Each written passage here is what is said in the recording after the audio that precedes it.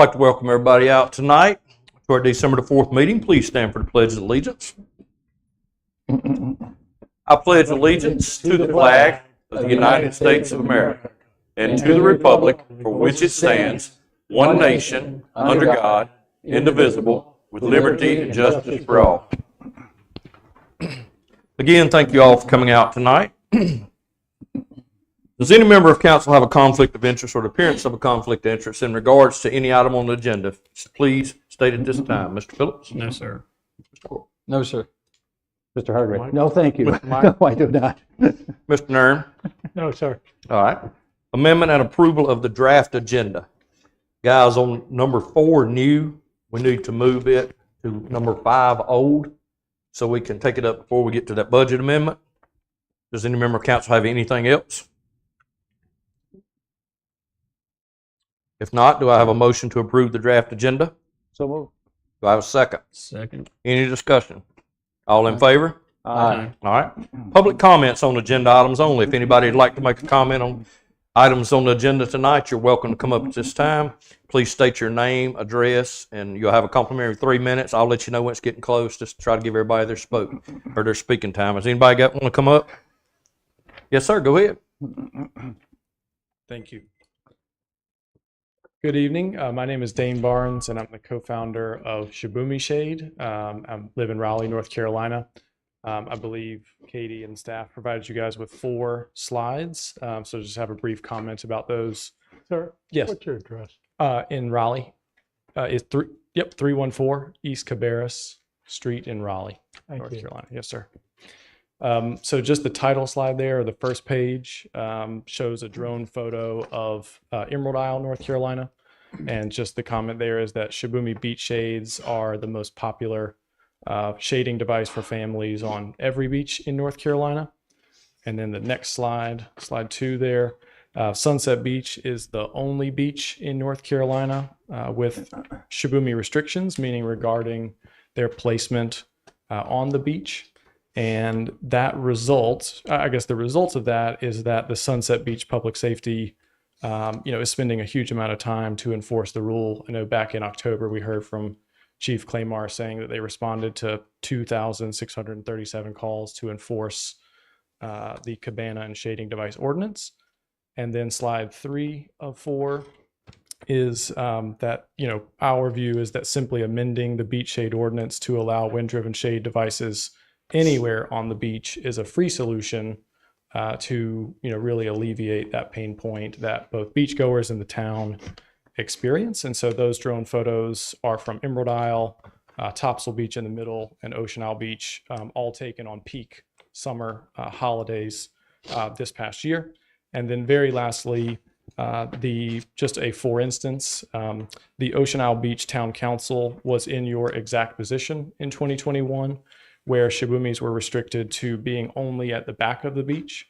The Ocean Isle Beach Town Council voted unanimously to allow Shibumis to be placed anywhere on the beach. And the result of that was it was a huge success, both for the mayor and town council, their public safety officials, and beachgoers. So just wanted to, suggest that for your collective consideration. So thank you so much.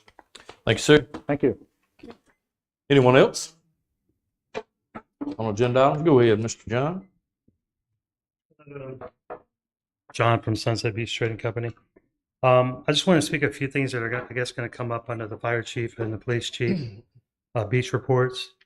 Currently, the ordinance for digging holes in the beach says that it can be 18 inches in depth, no more than, and it needs to be filled in whenever you leave the beach. There's a discussion, it appears a discussion was had about banning metal shovels. This is a metal shovel, and this is not a metal shovel. It says that there was discussion that it might hinder the sandcastle builders, the artists, and the maze designers, which I know many of them. They're very nice people, but I don't want to tell a child that they're not a sand artist. You're going to tell them they're not going to be the future maze man. Maybe they want to start doing that too. I don't know if there's a way of allowing or banning metal shovels, but allowing those other things to exist. Regarding the prohibiting stunt kites or swimming near the pier, I get that it's for public safety, but at some point, the social contract in regards to flying a kite, the social contract with one another is, hey, it's really crowded here. Maybe I shouldn't be flying my kite here. Or I'm allowed to fly my kite here, but it's really crowded, so I'm not going to fly my kite here. And then the last thing is that I see that Claymore is going to talk about staffing. All of these new ideas of banning metal shovels and pier swimming and kite use, they're going to require enforcement, and they're going to require policing, and that's going to require money and more positions, I'm assuming. So I'm not sure if you want to go down that road of banning things and then having to incur the cost to enforce them, when we can just maybe say, hey, that's not a good idea. Why don't we not do that? That's all. Thank you. Thank you, sir. Thank you, John. Thanks, John. Anyone else? Agenda items only. Yes, sir.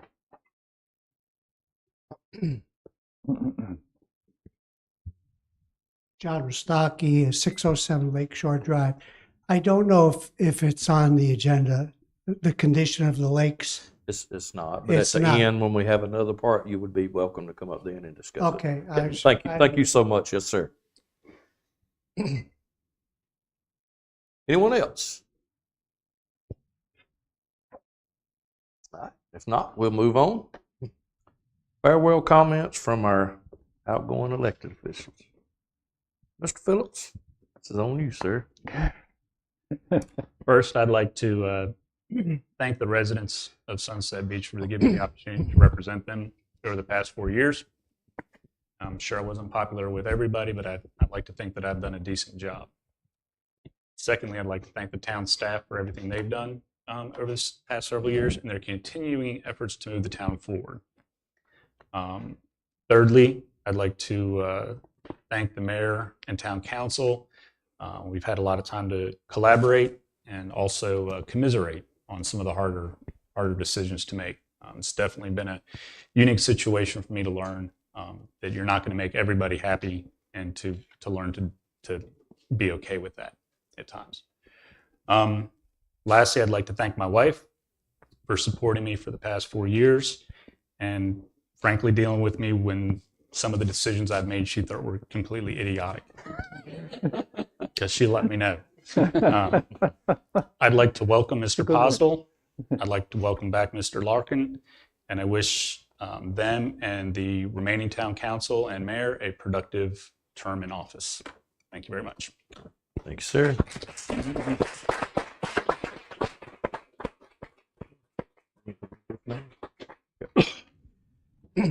We just have a plaque made up for Mr. Phillips, just thanking him for his service to our town. There you go. You're supposed to be holding this, sir. There for mama. Again, thank you all very much. And I'll get out of your hair so y'all can have a good evening. Thank you so much, Jamie, for everything you've done for this town.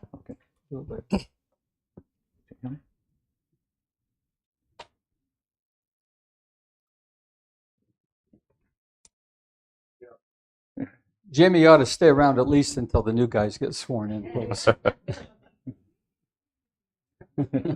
All right. Moving on now To our old different business. view out there. Moving on to our old business, administer oath of office for our newly elected officials. Miss Atkins, I think you're going to take care of this one.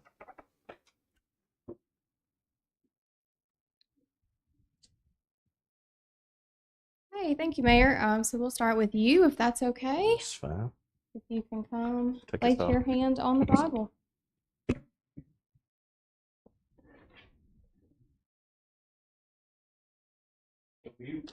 Come to me.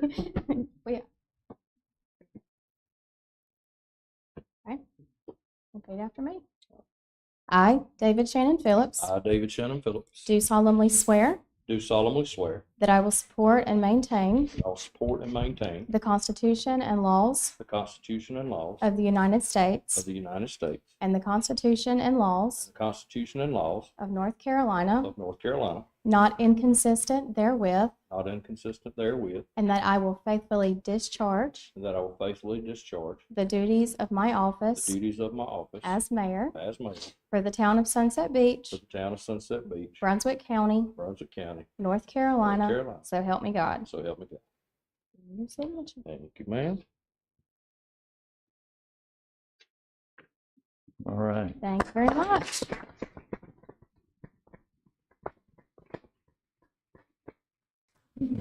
Mr. Larkin? I'll let you hold that for him. That's right. That's right.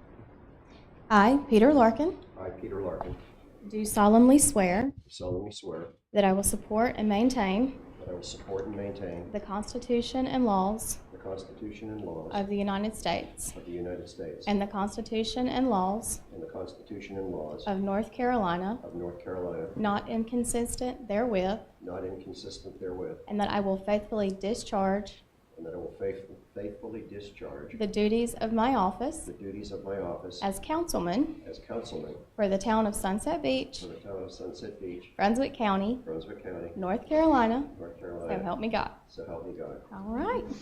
Congratulations.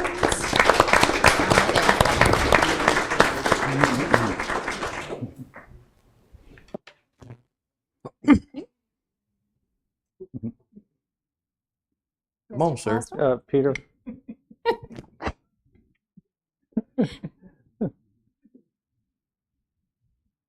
Okay. I, Michael Postle, I, Michael Boston, do solemnly swear do solemnly swear that I will support and maintain that I will support and maintain the Constitution and laws the Constitution and laws of the United States of the United States, and the Constitution and laws the Constitution and laws of North Carolina, of North Carolina, not inconsistent therewith, not inconsistent therewith. and that I will faithfully I May I will say faithfully discharge the duties discharge the duties of my office as councilman of my office as council for the town of Sunset Beach, for the town of Sunset Beach, Brunswick County, Brunswick County, North Carolina. North Carolina. So help me God. So help me God.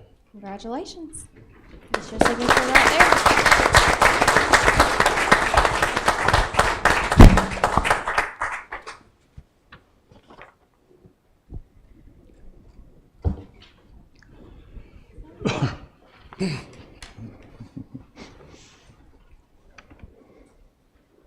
Come on, sir. Michael, We have a seat up here. Keep your Bible, let's go. You can't get out of it that easy.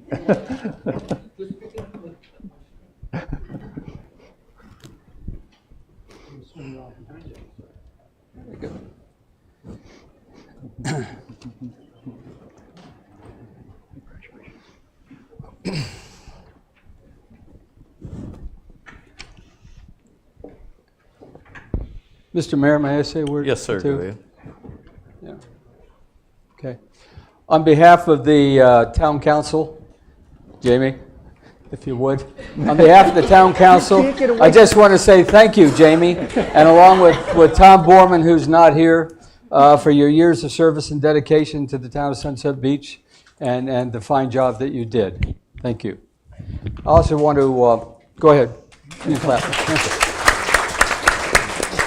I also just want to express, I think, I'm very glad, and I think the town should be very glad that we had 3 very qualified citizens step forward to campaign for the 2 positions to replace Jamie and Tom.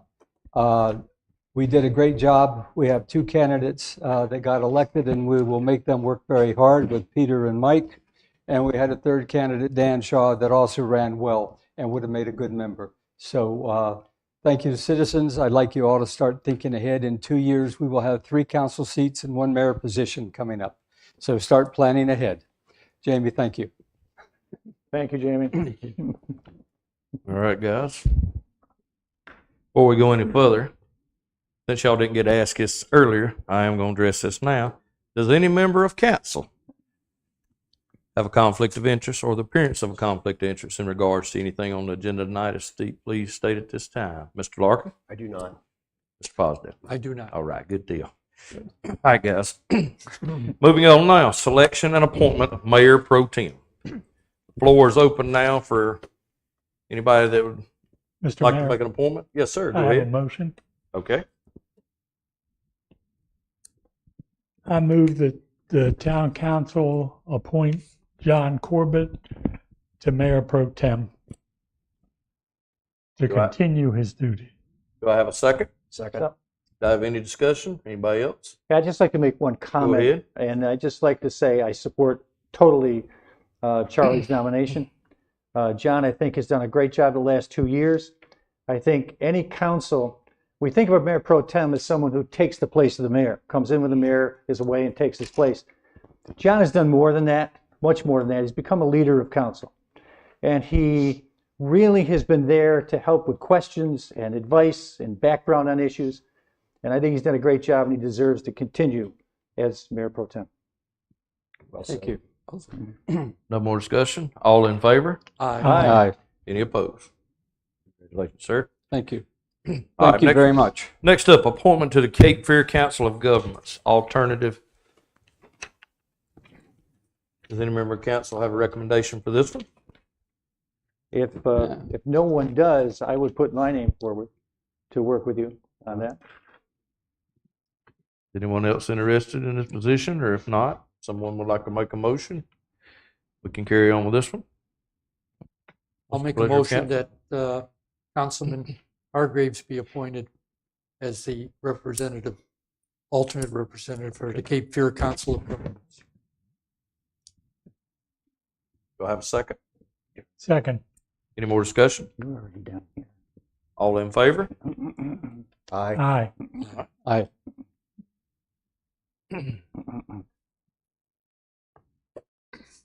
All right, now we'll be moving on to appointment of members for various organizations. Floor is open, friend. Let's see. Unless anything needs to be changed from the way it's existing right now, the North Carolina Beach, Inland, and Waterway Association will need someone there to replace Mr. Borman. Mr. Nern is one of the reps there. Does anybody have a recommendation, or anybody like to? Charlie, do you want to be the prime? Not Okay. particularly. No, okay. Let's just, you want to stay? Okay. I'd like to suggest Mr. Postle do that. I'll be happy to, but you were saying, No, that's what I was gonna say. oh, okay, All right. be happy to. Are you making a motion, John? Yeah. Well, yeah, I nominate Mike Postle to be the liaison and Charlie Nern to continue as the alternate. Do I have a second? Second that. Any discussion? All in favor? Aye. All right. The Atlantic Intercoastal Waterway Association, we have 2 seats there that will need to be filled.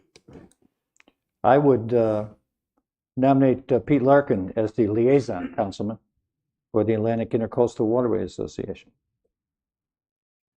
And I would also suggest Mike Postle. Both those positions kind of are interrelated So, to be the alternate. All right. You okay with that, Mike?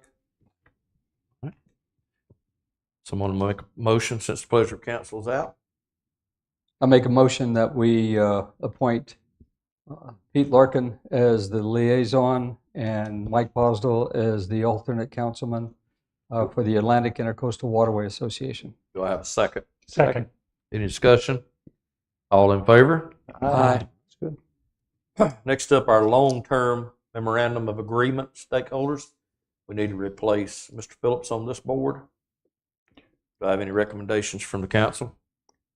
Lisa, Can I Lisa, make a statement as Okay. to, or at least a question as to what that yes, is? I was just going to ask Lisa that same question.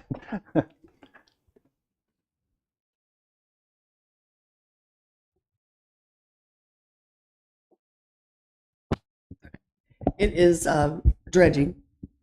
It's an organization of all the beach communities with dredging projects. Oh, all right. Okay. Thank you. MOA stakeholders? What's the pleasure They of want to put council in dredging in regards to this? You got one. Do you want to take the lead on that, Charlie, or not? Sure. Okay, so Charlie will take the lead. All right. Unless, does somebody else have a burning desire to be the alternate? If not, I'll back, you want to be the alternate? Good. Pete? Mr. Larkin in as the alternate. Peter? All right. Someone have a motion from council in regards to this? I make a motion, we nominate Charlie Nern to be the liaison and Pete Larkin to be the alternate for the long-term memorandum of agreement stakeholders. Do I have a second? Second. Any discussion? All in favor? Aye. Aye. Thank you, guys. Just let me make Go one, ahead, can go I ahead. make one change now? The Grand Strand GSATs, the last one, GSATs. I am the alternate. I became the alternate when Jamie could not do it any longer. We have one of our new members, Pete Larkin, who's been on that committee. He's very familiar, and that's part of his background of what he did in his previous life. So he would fit that a lot better than I would, and could work closely with Mr. Corbett there. So I recommend that Pete Larkin become the alternate for the GSATs. Make me a motion then. Let's roll. Make a motion that Pete Larkin become the alternate for the Grand Strand Area Transportation Study. Thank you, sir. Do I have a second? I'll second it. Second. All right, any discussion? All in favor? Aye. All right. Everything's set for you committees, Ms. Anglin. Do we have to do anything about the two committees that remain the same? No, okay. All right, moving on now. This is where we're going to come in with the lobbying agreement. In the past year, the town has retained Manning, Fulton, and Skinner to represent the town during General Assembly. What is the pleasure on council as far as extending this? What are you looking at, guys? Can I make a comment? Sure. Just to explain, it has been useful over the years to have somebody who's full-time in Raleigh who can advise us as to what's going on and what would be happening as impact on the town of Sunset Beach. And with that, it's been useful to maintain this firm as our representatives up there. So I would recommend that we continue. Anybody else in council got any comment? I got a question. Yes, sir. Go ahead.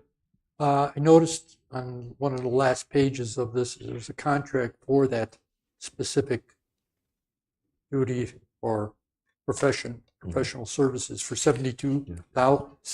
That's right. It actually got moved when we brought the agenda up. That's why we moved it. We're addressing that now. Oh, okay. Up here. Yes, sir. Okay. But it said 72 here, and we're doing a budget amendment for 42. My question is, where's the other 30? Why don't we wait till the budget amendment? It'll be explained in the budget. Okay. Wait till the It'll budget be amendment. explained there. All right. What's the pleasure of council in regards to this? Someone want to make a motion on this?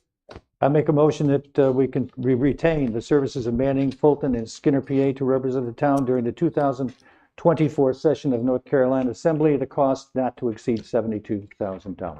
Second. Second. Okay. Any discussion? All in favor? Aye. All right. Next up, budget amendment. Number 1, fiscal year 23-24. Miss Anglin? I'm sorry. Miss Nichols. Miss Tara. Really tough day. Okay, so in front of you, you do have the first budget amendment for 23-24. This proposed budget amendment is being presented for 2 separate funds. So it's to recognize the following expenditures and appropriate fund balance. And recognizing just means that we're getting it into the budget. So we're just recognizing that we have these expenses that we need to have into the budget this year. Fund 10 is our general fund, which is our operating fund. And the high clearance vehicle that has previously been approved by council was discussed at the last meeting. This will come out of our public infrastructure line because it's going to be used by multiple departments. And then we have the attorney fees. And the reason for that being 42,000 and not the full 72,000 is this contract crosses fiscal years. So we, in May, June, all the way actually back to January, when we were working on the budget, we had budgeted for 5 months not knowing whether or not that this contract would continue past the first 5 months of this fiscal year. So that would have been the 36,000 or 6,000. Yeah, 6 months. No, 5 months. So 42,000 will get us through June. And then in the next budget, we'll do basically the same process and do the portion of the contract and then the rest of the contract. So you see that there's $150,000 in that, but we have our legal fees that we retain, and then we have this company that y'all just approved the contract for, that it's all included in that one line because it's considered attorney fees. The effect that this would have on the budget is, or our fund balance, which is essentially our savings account, is minimal. Right now we have $7.4 million in our fund balance. That's as of June 30th. We have received grant funding since then. So our fund balance is sitting at approximately 80% right now, after we've received these revenues that we were expecting last fiscal year, but we didn't get them due to delays in funding. The other part of this is Fund 22, which is beach erosion. So when we were doing our budget for beach erosion, it was, again, before the end of the fiscal year, we hadn't received any of the bids for the 8 walkways that are now being constructed. We also didn't know if we were going to get the grant funding towards these walkways at that time. We now know that we've gotten the grant funding, and we haven't signed the contract for that yet, so they haven't started. So we're getting ahead of the game with budgeting the entire expenditure. The entire expenditure for the project is the $1,950,584. That's for all 8 walkways. When we did the budget, we budgeted what revenue we thought would come in, which is $530,000. So this is bringing in the $460,000 in grant revenue and appropriating the fund balance just from beach erosion fund. This will not have an effect on general fund at all, because in government accounting, there's different funds. That's how you can account for restricted funding. So beach erosion is restricted to only be able to be used for us. Our only use that we have really is the walkways. Some beaches have beaches that are eroding away, and it can be renourishment for bringing in sand and things like that. We haven't had that issue here. So we basically just are able to use it on walkways. As of June 30th, we had $2.5 million in our beach erosion fund balance savings account. So after this budget amendment, we'll still have approximately $1.5 million in savings for the beach erosion fund. And the view on these amendments, I know one of the questions that I get is how our auditor views our management of funds when it comes to amendments. These types of amendments like this are easily explained to the auditor, and general practice, it doesn't have a negative effect on us. If there was operating or more operating, such as salaries and things like that, if we were doing that on a regular basis, then it would have a negative connotation towards us. So I will ask, are there any questions with the budget amendment? Did I cover any questions that you have? I had a bunch, but you did a great job. Thank You did a you. great job. That was very good and very understood it very well. So thank you. Thank Okay. you very much. Thank you, Tara. Now we have a special meeting There's a special meeting on Thursday. this week to And- hear the audit report. Our auditor's going to come in and we'll go through the audit, and he'll tell you how wonderful we are and what good shape we're in. So, but that'll be on Thursday at 10 a.m. Yes. Good. And we'll have the audit report online as well. Thank you very much. Thank you. Thank you. We have to make a motion to. Yes, we need a motion here. Oh, one more thing before you do that. I had made a typographical error on the actual budget amendment document itself, but you have the corrected one in front of you. It said budget as amended as 24,400. I gave you the updated one. It should be the 36,750. Yes. But I put those at your spot, so hopefully you have those updated. It doesn't affect the bottom line of anything. I'd like to make a motion. Go ahead, sir. I move that we approve the attached budget amendment as presented by Tara. Do I have a second? Second. Any more discussion? All in favor? Aye. Thank you. Moving on, general council discussion. Any member of council got anything they'd like to bring up this time? Go ahead, John. Thank you. How did you know? Okay. What I would like to do is first to say thank you to the volunteers from the Committee to Honor American Veterans and from Sunset Vision for their work and efforts in decorating the town park fence and the memorial. And then secondly, I'd like to say thank you to DPW for putting up the holiday decorations, which look really nice. So thank you very much. Any That's other it. council? Any other council member got anything? Mr. Mayor, Yes, sir. I want to personally thank Jamie and Tom, even though neither are here. They were great guys to work with, and they'll be missed. The other is, I noticed coming here this evening, that there's a problem with the Christmas lights on the Christmas trees in the roundabout. And Lisa is now aware of that, and they're going to be fixed. Look at Jamie. Look at Matt. Anything else? You can hide, Matt. He's hiding. Let me, Mr. Mayor, let me, Go ahead. you knew it, right? Yeah, of course. Go Let ahead. me give a quick report on the Brunswick County Shoreline Protection Consortium. John and I attended the meeting last Wednesday. That's a place that, as I've said before, where beach towns get together, talk about the coast, talk about needs and so on. We gave a report on the final phase of our dredging, as we normally have. The important thing that happened that day is we had guests there, and the guests were from Duke Energy and Total Energies. That's the two companies who have purchased at least land in the Carolina Long Bay lease area for wind farms, 2 wind farms to take place there.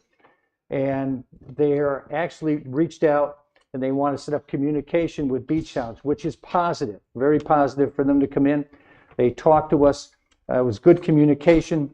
Remember now that area is 22 miles off the coast of Bald Head Island that they're going to be working on. They're going to be developing over time. That's going to take a lot of years to do.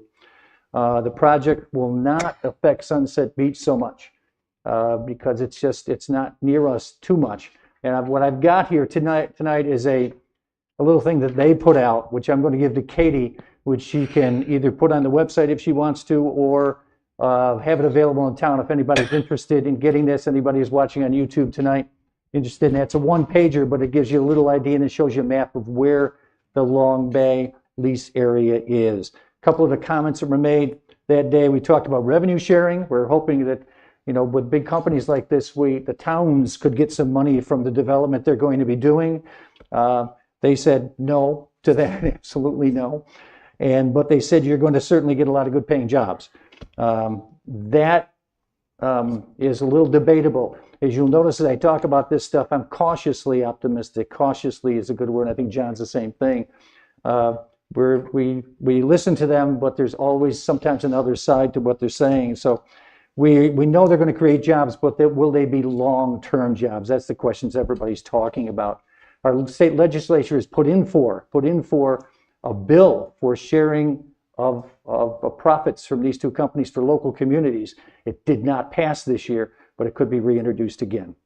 They talked to us about no proof of wind energy projects killing fish and whales. But if you read about New Jersey and what they're doing up there, you certainly get an idea that something's going on with the ocean creatures up there. So we're watching that carefully. Current work being done in the lease area, which is going to take, I said, a lot of years, is just buoys out there checking weather and checking life creatures in the ocean. And the actual construction probably won't even begin until probably 2030 something, 2033 or something like that. So there's time, and we're going to be, we encourage this communication moving forward so we can give you updates as time goes on. Thank you, Mayor. Anyone else? No, we'll move on to the town administrator report. Ms. Anglin. Thank you, Mayor. Just a few things for you tonight. Just a reminder again that beginning January 2nd, town hall hours are changing.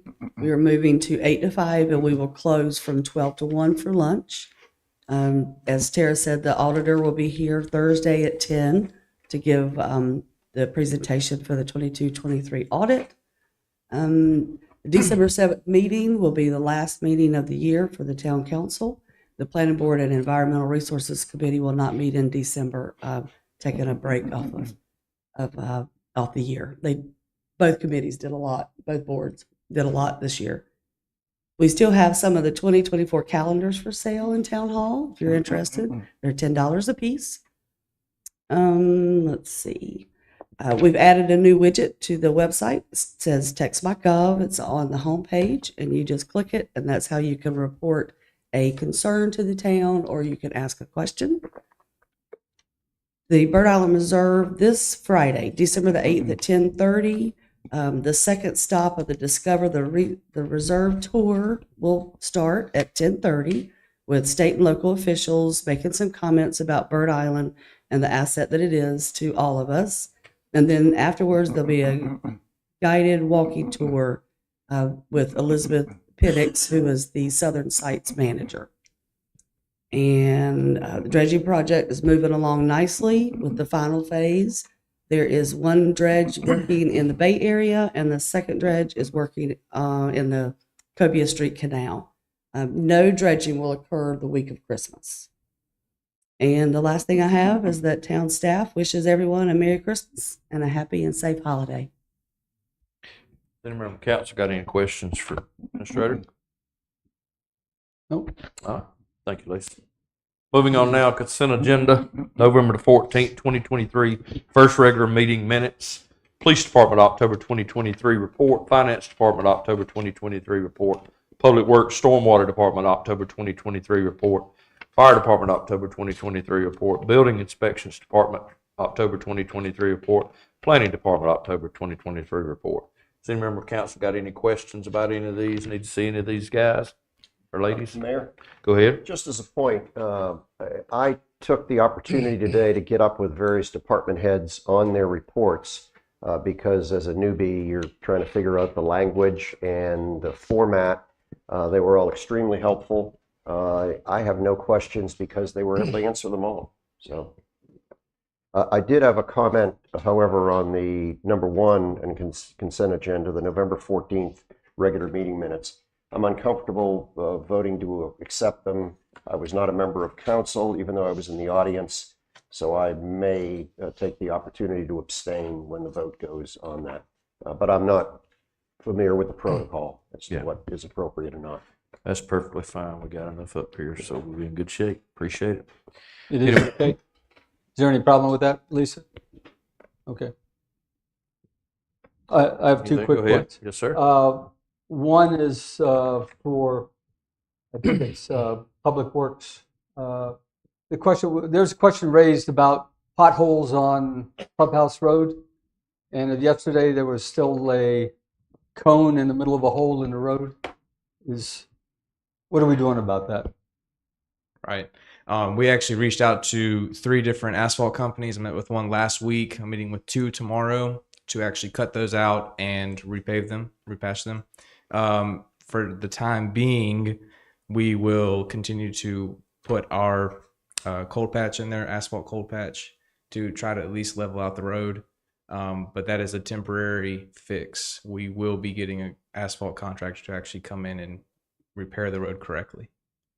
Just that spot, or there's multiple spots on Clubhouse that we'll be doing. Okay. Thank you. Thank you, Matt. Thank you, Matt. Got another one, John? And I just wanted to just looking at the inspections department, there have been 8 homes now permitted for construction in Jaguar's Lair, and it's good to see building and construction going on in that area. Is there anything you would like to add, Kerry? I'm sorry. Anything you would like to add? We do know that they move really fast whenever they apply for permits. And my understanding is from the guys, the superintendents over there, is that we're going to see plans coming in on a weekly basis in that area. So there's a lot of construction going on over there right now. And who's the builder? It is Logan Homes. So Good. yeah, they're like I said, they're a large contractor, and they're well known. So we'll be seeing a lot of new homes go up in there fairly quick. It's good to see progress in that part of the Jaguar Lair area. Mayor? Yes, sir. Go ahead. Kerry, do you have any issues with covering that increased volume of work? No, sir, not at this time. Okay. Yeah, we're okay right now. Thank you. Thank you. Kerry, I just want to congratulate you too on number 2 that you wrote up here, demand for screen porch enclosures. They've been challenging to get them to pass, and you have taken up on your own, created an educational guide for people in our community who are putting these up. And I can thank you for doing that. Congratulations on doing that. That'll probably really help the individual homeowner who wants to do this in the future. So thank you. Yeah, I've got several that I'm working on in the future, so with different things, but that's one of the important ones right now. That'll be hopefully be up next month. Okay. On the website. Great. Thank you. Thank you, Mayor. Yes, sir. Anybody got anything else? If not, No. do I have a motion to approve the consent agenda? So moved. Do I have a second? Second. Any more discussion? All in favor? Aye. Aye. Any of y'all that doesn't have anything else, you're welcome to go home. Thank y'all. Moving on next, our presentations, Fire Department 2024 beach recommendations. Chief Childers, you're up, sir. Thank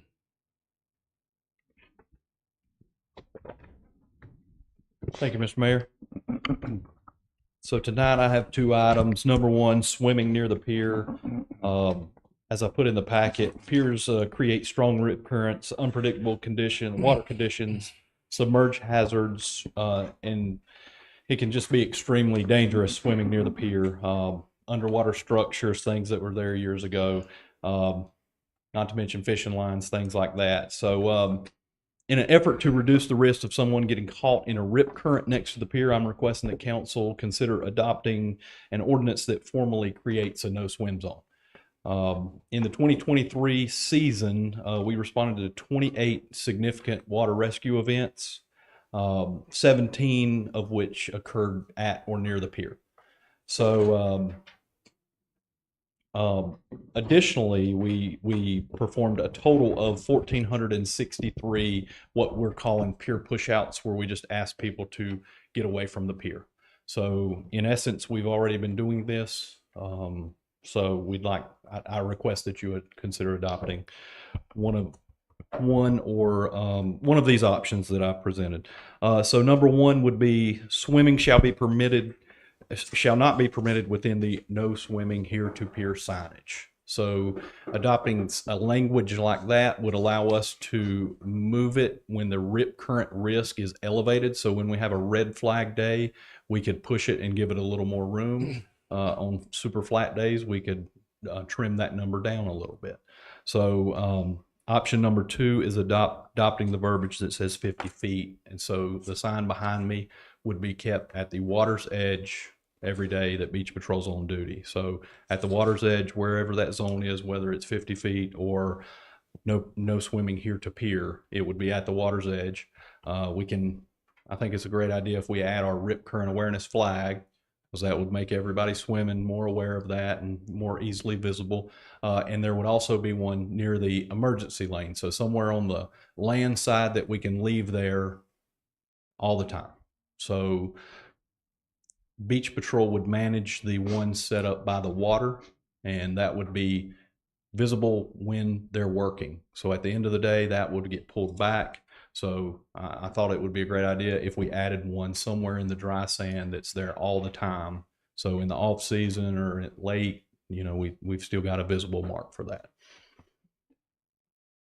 Chief, right at the end, you said there's signage on the pier currently, caution no swimming within 100 feet of the pier. That is up on the side of the pier, right? That sign? Yes. Yeah. Yes, on the side of the pier. Mm-hmm. So instead of that'll come down pretty much if we adopt one of these, right? Or would Gary take that down? If that would be at his discretion. Okay. So this is a private sign. It's a Yeah, private. it's a private So- sign, yes. Mike, just as a point, that sign's been up there for quite a while. Oh, yes. And people ignore it. Oh, there's no question. Because they don't, unless you're looking up at the pier, which you don't do all the time, they don't even know That's that right. that exists. That's right. But it is private property, so it's really not something that we can enforce. Mhm. I have a question. Yes, sir. You're putting a $50 fine on that? That could be. Who, That's who, what I well, would if we originally did that, who's going to issue the citations? That would be the And police. would citations be issued? That, I mean, we would if definitely somebody, call, if somebody doesn't get out of the if- water and move away, we would definitely call the police to handle that. So I wanted to mention something about a fine, since it would be if in fact you adopt an ordinance, it would be a finable offense. So we would definitely, if somebody gives us any trouble out there, we'd definitely call the police and let them, issue the citation there. and your request is actually that staff would prepare a draft ordinance for council to consider at the next meeting. Right. Do we want to discuss this before the chief brings on his second item, or how do we want to deliberate this? Let's just talk about this one and move on to the next. As a point, I think everybody's aware that when you look at the wave action out on the beach, it's not coming in normal to the beach. It's coming in on a bias. It's coming in on an angle. And so I have seen working beach patrol and with the fire department that people get caught up in it, particularly if they're on the east side of the pier and the waves are coming, bringing them into the piling. They don't recognize that, and they get closer and closer and closer, and that's why they've got to whistle. But when the people are on the beach patrol is on the beach whistling, there's no frame of reference. They're waving to get away, and I don't know that the swimmers really understand what we're even talking about. But if you can point to a sign, or you can give them an orientation, then I think they have a frame of reference under which to operate. Yeah, I've been over there with a beach patrol person as the beach patrol person blows the whistle, tries to get everybody away from the pier, and there is no frame of reference. You're right. And so I think.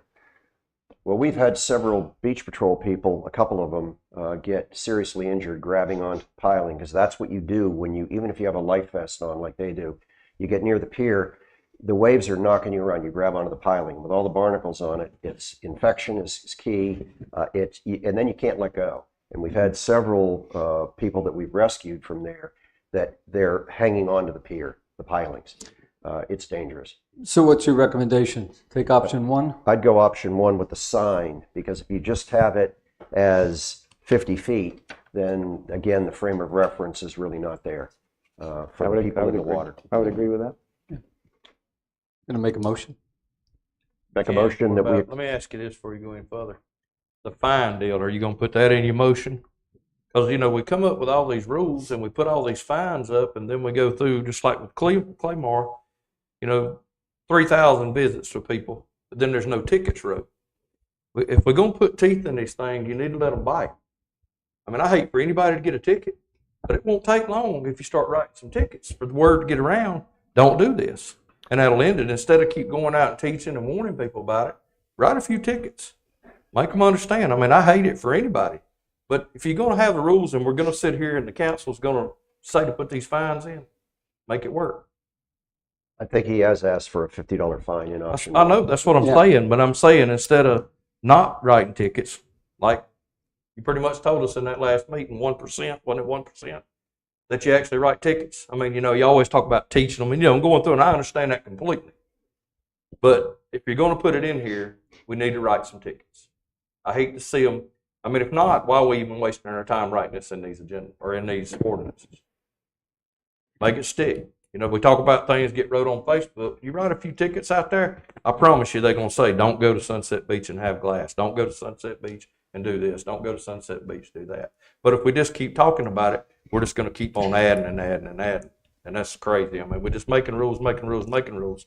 Make the rules. I'm all about rules, but have some substance to them.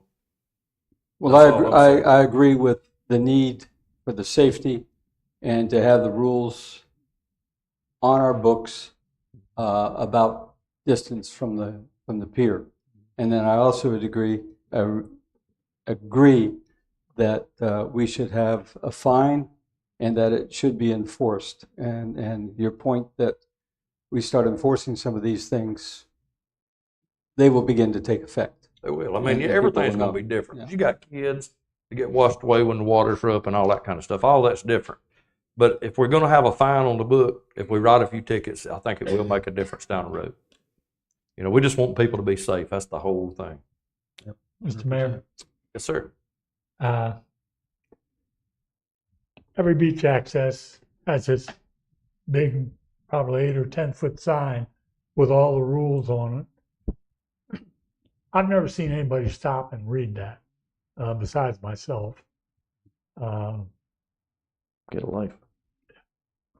We add on more rules and more rules, and I agree with you about enforcing them. But maybe we need to put a sign up, welcome to Sunset Beach, don't have any fun. Well, yeah, I would say you can have a lot of fun at Sunset Beach staying within the rules. And the rules that we have up there are primarily for safety, and then maintaining order and managing the crowds, people that we have coming in. So I continue to think let's keep trying here. And I think this rule is a very important safety rule, especially with, as Peter described, the currents, and he's described them to me before. And can be pretty dangerous around the pier. So I think this is an important one for safety. Mayor, I'd like to make a motion. Yes, sir. That we, I'm sorry. We don't need a motion. We just need direction because we don't have the ordinance prepared for you tonight. all right. So we just need direction to bring you an ordinance on January 8th. Well, I think the council has come to a conclusion that you want to go with option one. So that would be what it would be wrote off of. And it will go from there, and then it will be brought up later for the council to Thank you. vote on. Thank you, Mayor. Okay. Thank you. I'd Richard, you wanna like move to on? make a comment, though. We have somebody here in the audience that represents the pier. Do you have any, I think you have a vested interest in this.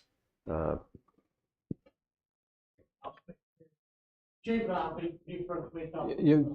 need a Gary, Greg, come you up need to a the mic. microphone, please. No, I just want to respect your position on the as manager. And then please identify yourself. Yeah, I'm Gary Massey. My wife Tracy and I run the pier. The chief came to me a month ago. We talked about this, and I've talked with him as well about it. It's a safety concern for us, more so for the beach patrol and the officers there, because it does generate its own rip current there. And, I don't want those guys getting hurt and having to come in to do, rescue. So we try to tell people, even my fishermen, people get too close, hey, back away, so forth, so on. So like I said, we went down and, I said, hey, we'll do whatever. The signage, we put those up, we replaced those, asking people, caution 100 feet.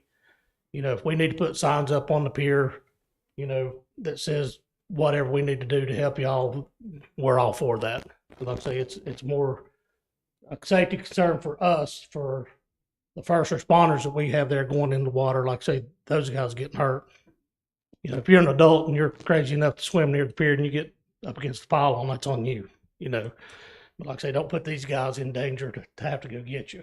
So like I say, we'll work with them, whatever they need, whatever you guys need. So.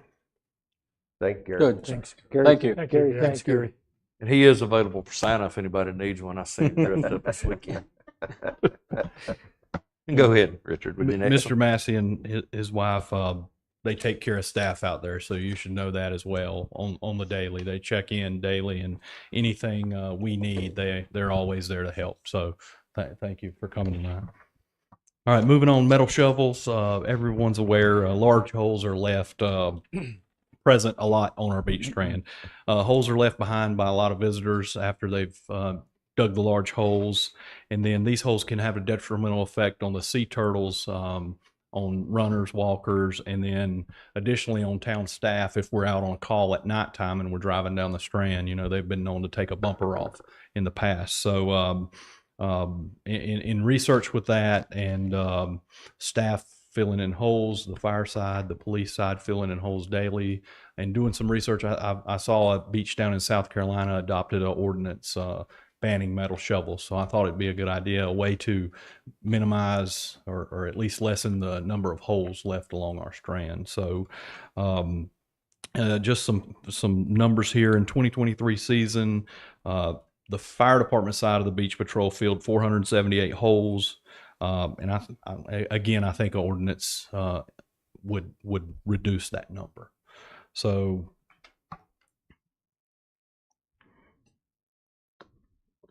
Question for you. Yes, sir. Does your beach patrol tell people not to dig the holes or to? Yes, and the police department does too. Unfortunately, a lot of times, people are in the hole or actively digging when we end shift and nighttime holes and things like that. It does help stopping and saying, "Hey, fill in that hole before you leave." It does help, but it doesn't fix the problem. Yeah. Mr. Hobgood brought up an example of a plastic shovel. It looks like a snow shovel, if I remember from nightmares from years back. Is there a way that this can be modified to include large shovels of some sort? Definitely, that verbiage could be changed to garden shovels, full-size garden shovels or some wording like that. I think if that's something that council so chooses, I think I could come up with something that could make that How about a happen. judgment thing that allows for the smaller shovels? You had obviously a child's shovel that It's metal. a kid could use to dig holes and stuff like that. That would be and we could add that to the exception, kid shovel. I think one of the beaches adopted a kid shovel, and a couple of beaches did 14 inches or 30 inches. We could just do kid shovels and let that go. Go ahead, Mr. Martin. John, I don't want to step on you if you're. No, I'm finished, Pete. I think the coal shovel that was brought in here, it was entertaining, but I would doubt that people are going to bring them to the beach very frequently. There's enough to carry, and I look at the metal shovel as really just being a means to assist the police in their code enforcement of the 18-inch deep hole. And we see it all the time that people want to go to China. I believe that by the metal shovel rule that the chief has put before us here, it would lessen, or hopefully it would lessen, the number of deep holes that would be put in. Digging a hole on the beach is a rite of passage for all of us, but burying grandma with a metal shovel, I think, goes too far. I had one point that I noticed that the chief was bringing in here had to do with sand artists and maze builders, and I think to have that verbiage in here is good. I don't think that they need to get a permit, because if they come in on a Saturday, town hall's not open, they can't get a permit. But the word permitting them for those kinds of uses, I think, are reasonable. If somebody says, my son and I, or my daughter and I, are building a sandcastle, you let them go with a metal shovel, because they've made a designation that they are building a sand sculpture. But to have anybody that wants to bring a metal shovel in to dig deeper holes just because they want to dig a hole to have water fill in it, I think is not in our best interests, and makes it more difficult for the enforcement of the police. I'd hate to see the term exactly written here that says metal shovels are not allowed except for the purpose of metal shovels are not allowed on the beach strand. Because Jody, if I have to dig a hole with a plastic shovel, I'm not going to dig any more holes for you. I gotta So dig. But similar to the last one, we'd seek a little council direction, and we'll draft a. And the 12-inch, creating holes less than 12 inches, I know you might have just copied that off of another ordinance from another town. I would like to stick with our 18-inch. I think we need to keep it simple. And one depth of 18 inches, I think, really prevails. Well, I think that one was, the 12 inches was specifically pointed at maze builders and sand artists in the work that they do, and for the most part, they don't generally dig large hole, deep holes. Yeah, but I'd hate to prevent them from going. If we need to keep the rules simple, and we already have a rule on the books that says 18 inches deep by 5 foot wide. Even a sand artist can't go more than 18 inches deep and 5 foot wide. That ordinance would still come into play. Sand sculptors can use a metal shovel, though. That's the only thing we're saying here. Do you have enough guidance to keep you confused until January? I think so. I think so. So, Chief, you basically feel strongly that this is a needed code for us I do. forward. I Okay. do. You know, when I brought it up in the Beach Patrol presentation, you know, I can't. I did not think about the sand artists and the maze men. You know, I did some research with the South Carolina and Florida beaches where they just passed a simple ordinance, no metal shovels.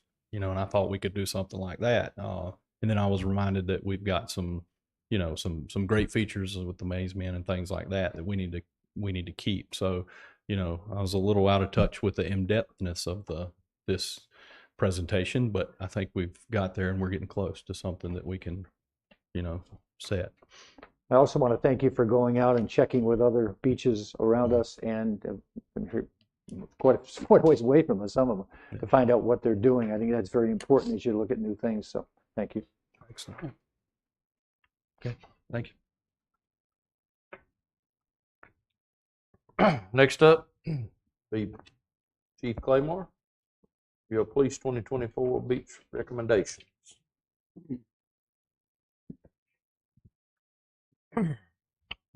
Thank you, Mayor and members of council, for entertaining these suggestions tonight. The first up is regarding acrobatic or stunt kites. And just to remind council and folks in the audience or folks that are listening on YouTube, these are things that we talked about in our beach patrol wrap up with my beach patrol personnel.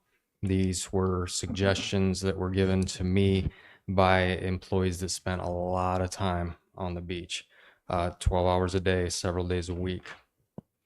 The stunt kite or acrobatic kite is one that is capable of doing maneuvers at high speeds close to the ground.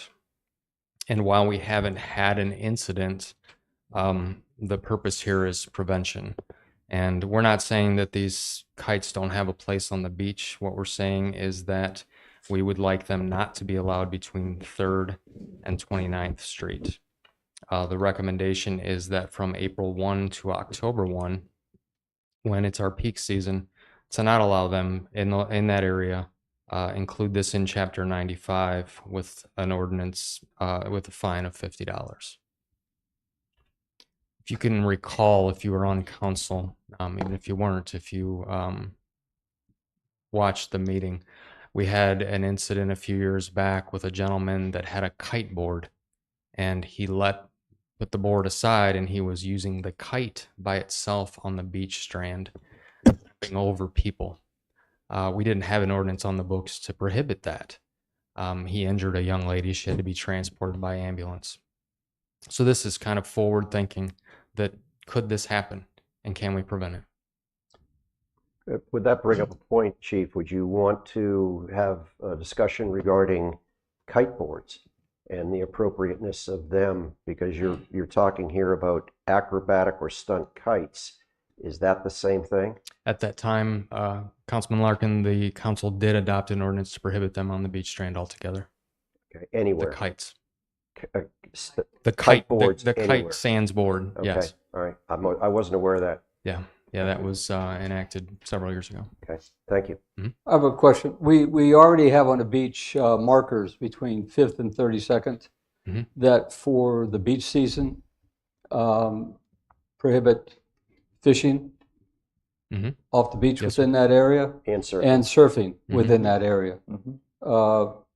Wouldn't it just make sense is keep those same markers and use them also for the kites? We could easily extend it to that. Yeah, I think that would make sense. Well, I was going to Yeah. say 5th to 27th, but I like yours better. Well, we've got the Well, markers we up. have- We've got the markers up What are already. those, to be clear? It is 5th Street is one. 5th Street and 32nd Street. 32nd. Yeah, on the access way.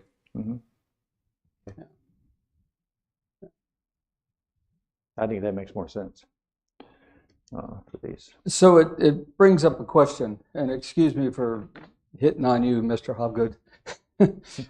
But the discussion of the social contract, which I interpreted to be common sense.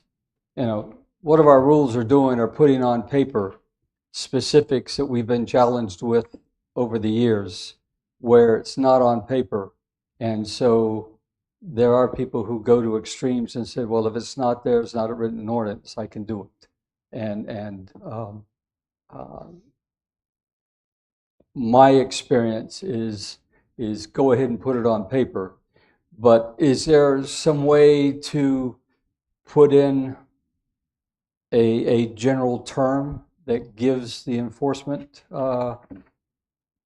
police patrol on the beach, you know, broader range, that when it's something that should be kind of common sense and is being violated, that we don't have to come back and write a new ordinance, we can just enforce it right then and there?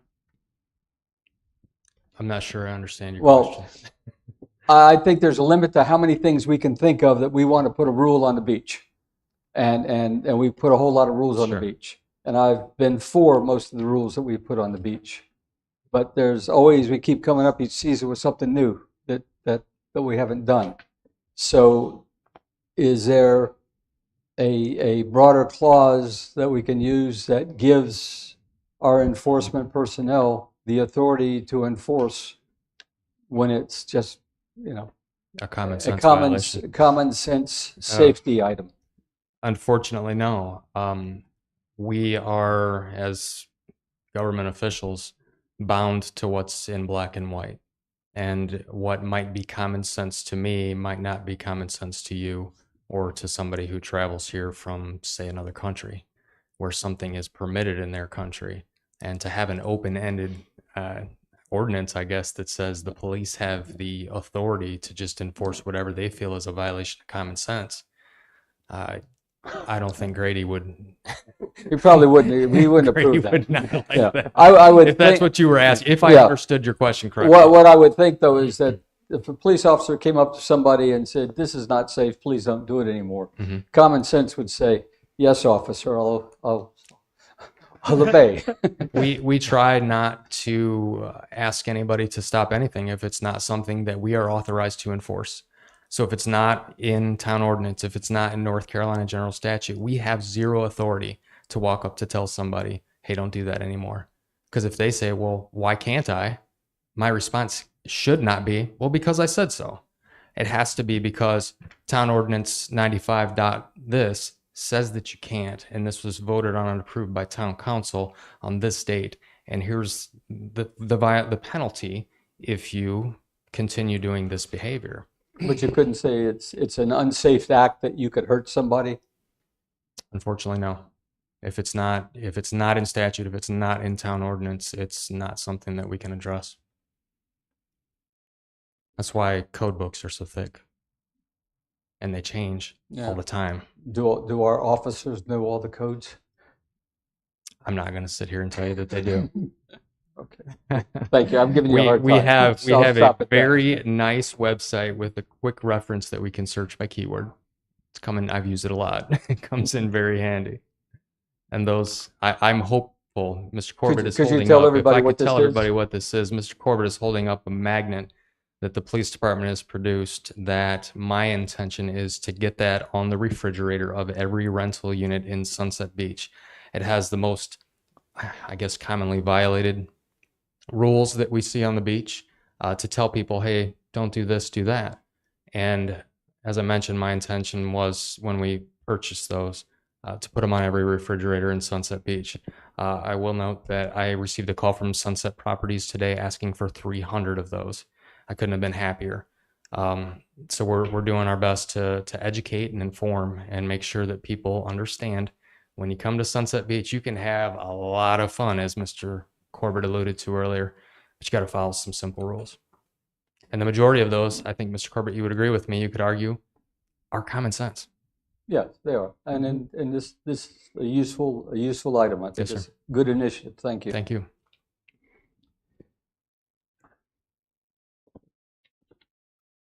So I'd like to make a motion. Are we at that point? Do we have to do a motion? We have to do an ordinance to get it? Direction. Okay. Please go back and provide wording for the ordinance and change it to, unless 15, anybody 32nd. objects, between 32nd and Fifth Street. Is that the overall feeling for all council members? Yes. Yes. Go ahead with your second one, sir. Thank you, Mayor. The next one, and I ask that we take a minute on this one once I'm finished discussing it, because part of this one with regard to tents and cabanas is going to tie into my final one, or not my final, my penultimate one, which is about staffing. For tents and cabanas, as you know, and Mr. Dane alluded to earlier, that we responded to 2,637 calls relating to a cabana or a shading device.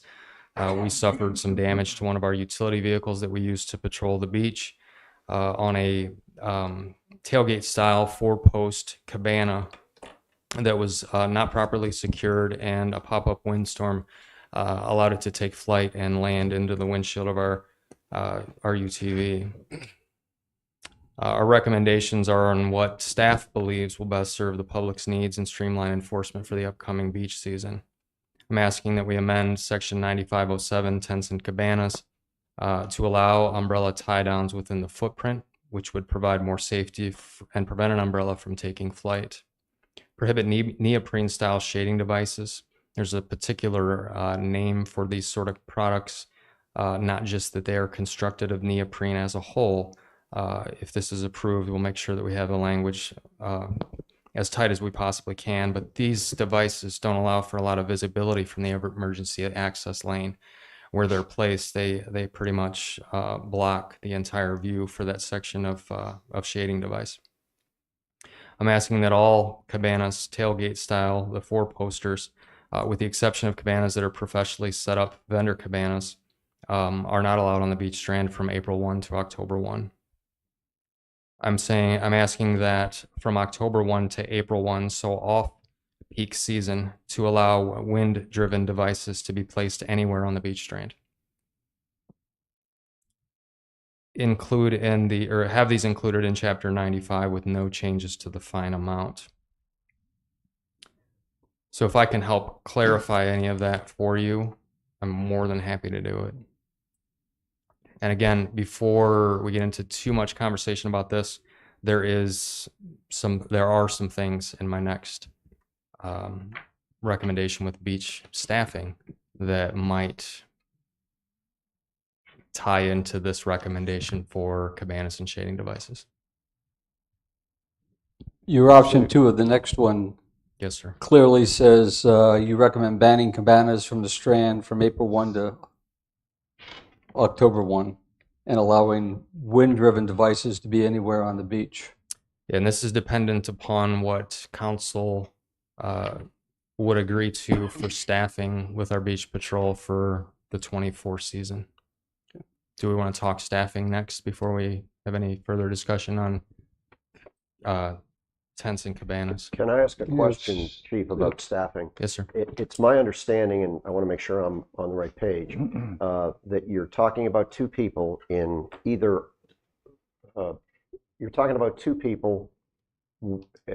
let's say option 1 would be 2 full-time certified police officers. Additional.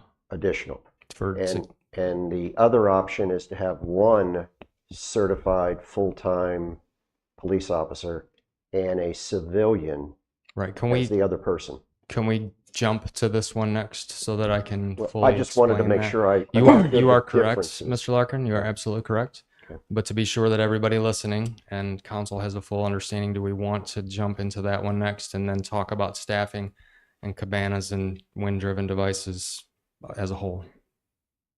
I think you definitely need to go to staffing before you go any further with anything. Definitely need to talk about that first. My next portion in the packet, as I mentioned, is tied in here. So for the 2023 beach season, we staffed with 2 officers per day, 7 days a week, 12 hours a day. The 2 full-time officers, just I guess for a little repeat of history, the 2 full-time officers that council agreed to give us to enforce parking on the island, we moved to the beach strand, and then we backfilled parking enforcement with civilians who enforced parking in the 2023 beach season. In order to have 2 per day, it requires 4 people to make that happen, to cover 7 days a week, 12 hours a day. We had a part-time employee that we worked in a full-time capacity through the summer. He's since left us. We readjusted some shifts, covered with overtime. I worked the beach. My captain worked the beach. Our detectives worked the beach. We did what we could to make sure that there were 4 people out there. Or, I'm sorry, I keep saying 4. 2 people out there at all times. And it was a lot of work to make sure that we got that covered. So my option 1 for the 2024 beach season would be to increase staffing by an additional 2 full-time patrol officers that we can assign to the beach. This would give me the 4 people that I need to supply 2 people to the beach, 2 full-time sworn police officers to the beach every single day. If that is approved by council, my recommendation that you heard just previously for tents and cabanas would not change. If council does not agree to fund and allow me to staff with 2 additional full-time patrol officers, option 2 is what I bring to you for consideration. Reduce the full-time police presence, meaning the full-time sworn uniformed officer on the strand, to 1 officer per day. And we can do that with the 2 officers that you've previously given us to man parking that we've moved to the strand. I would then want to supplement this officer with a part-time civilian, which I would call a compliance officer, not an enforcement officer. That person would not have a ticket book. That person would only be there to try to get compliance from people. If we drop down in an effort to reduce the workload, because we're only going to have 1 enforcement officer, and again, I'll go back to the 2,600 and there's a number, over 2,600 enforcement actions with cabanas. I'm asking in option 2 to ban cabanas from the strand April 1 to October 1 and allow wind-driven devices to be erected anywhere on the beach strand throughout the entire year.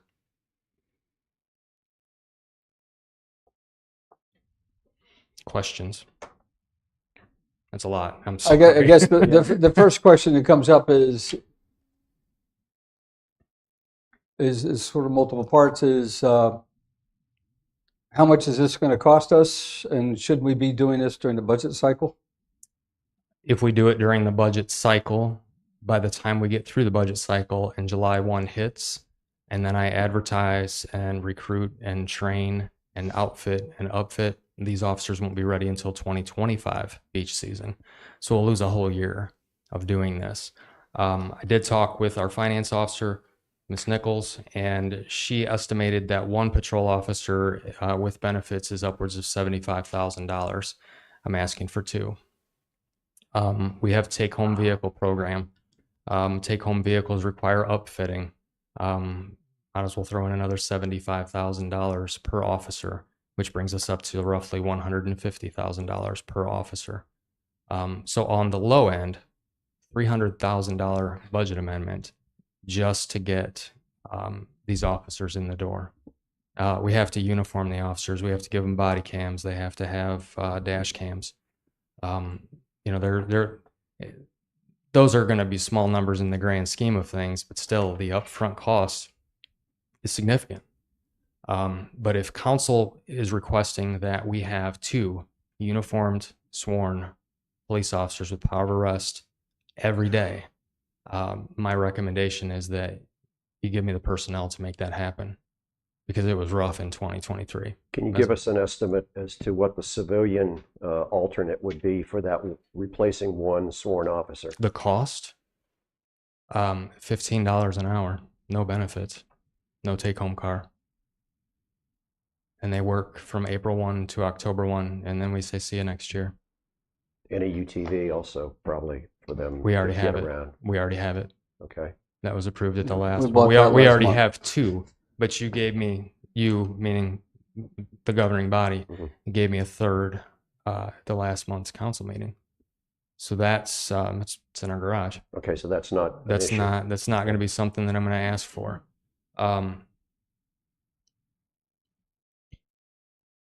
I feel that there's a change in what the fire officials saw on the beach strand in the previous year, having police on the beach strand. They don't know how many are out there. And when I say they, I'm talking about the guests, the visitors that come.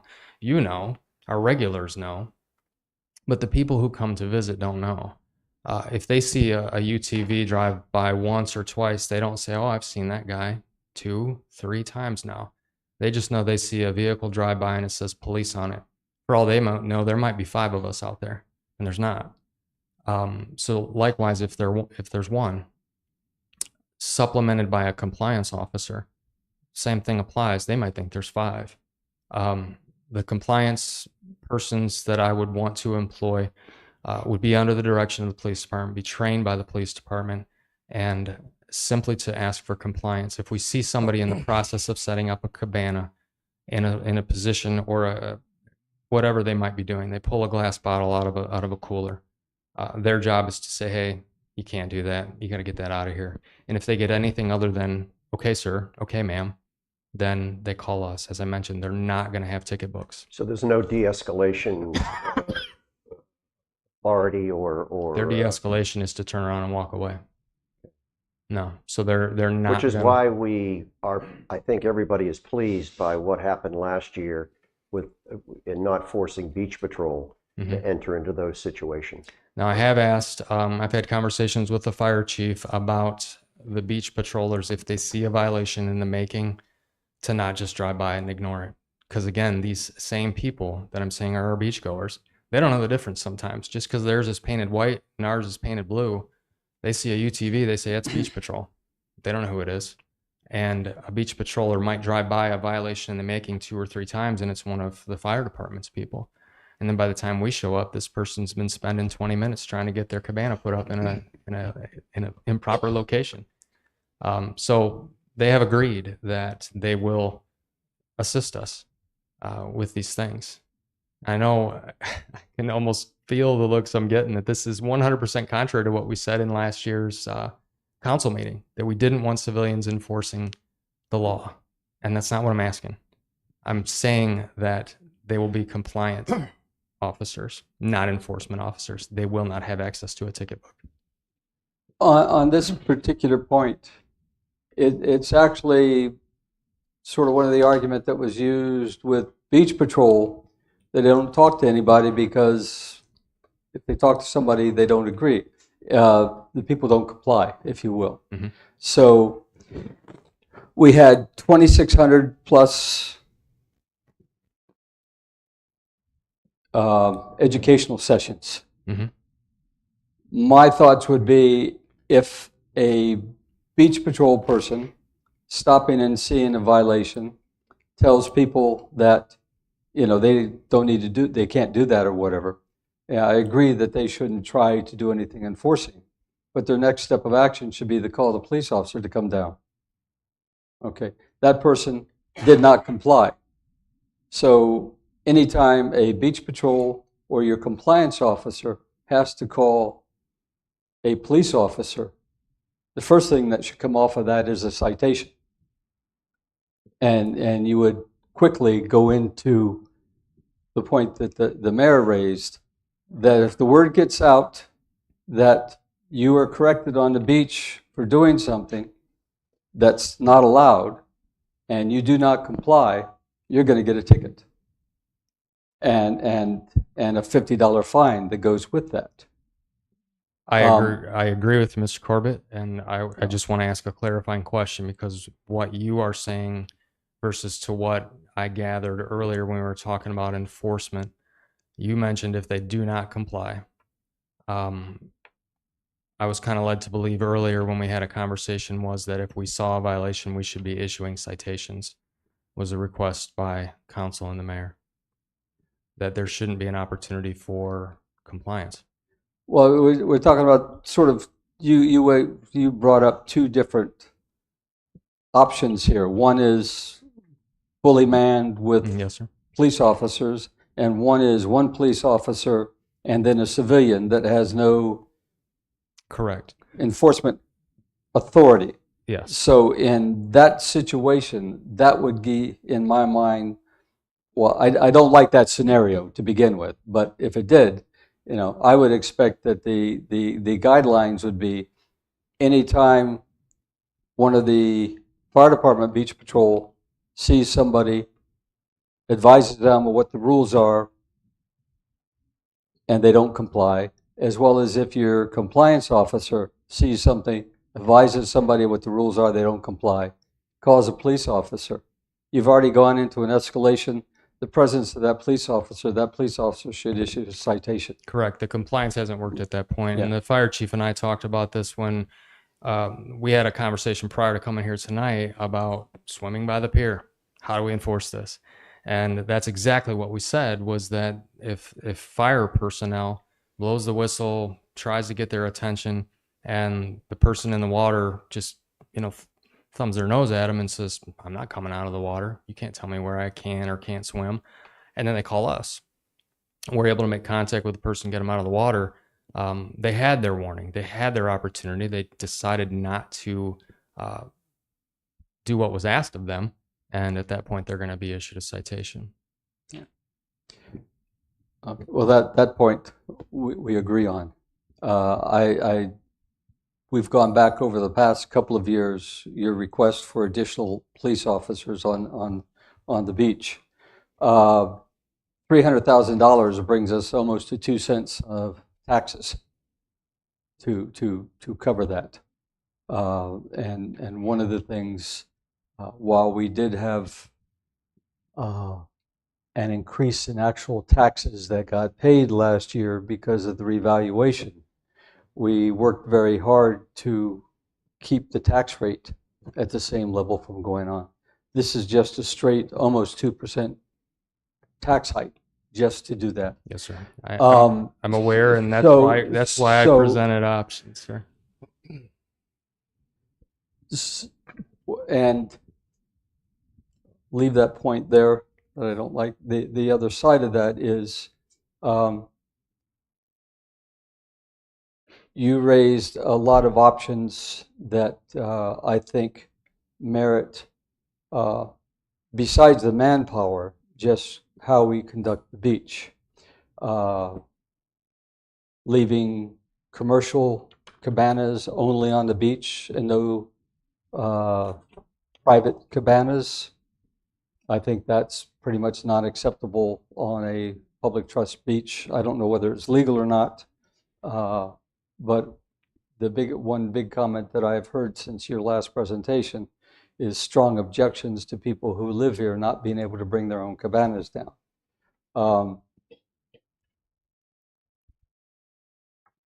I liked your proposal of, if I'm remembering this correctly, the Shaboomys between October 1 and April 1, anywhere on the beach. I don't think the beach gets very crowded or nearly as crowded during the off season, and so I would be willing to try that. But I think Shaboomys should be back on the cabana line. This past year, we've had the commercial vendors, the private cabana owners, and the Shaboomys on the cabana line, and it left the beach open for the rest of the people to enjoy and be able to spread out and not being worried about the congestion that the Shaboomys anywhere give. So I think there are other issues on there, and I'm not really sure what the best sequence is to go through to talk about that. We ought to get some of those resolved before we can really address how the manning needs to be to work that. Go ahead, sir. John, were you finished? For now. No. I was curious, Chief. You're talking about two different manpower scenarios here.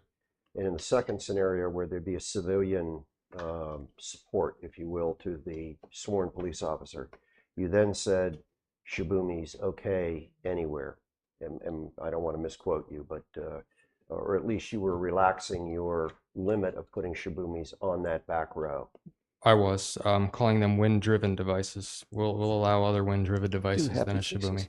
Okay. But All right. Well, I'm saying that if there because- are other devices, because we know what that what that is. It's clear. Correct. So in with reducing the enforcement component down to 1 a day instead of 2, looking at the highest volume of calls that we had, which was 2,637 incidents regarding cabanas or wind-driven devices, shading devices.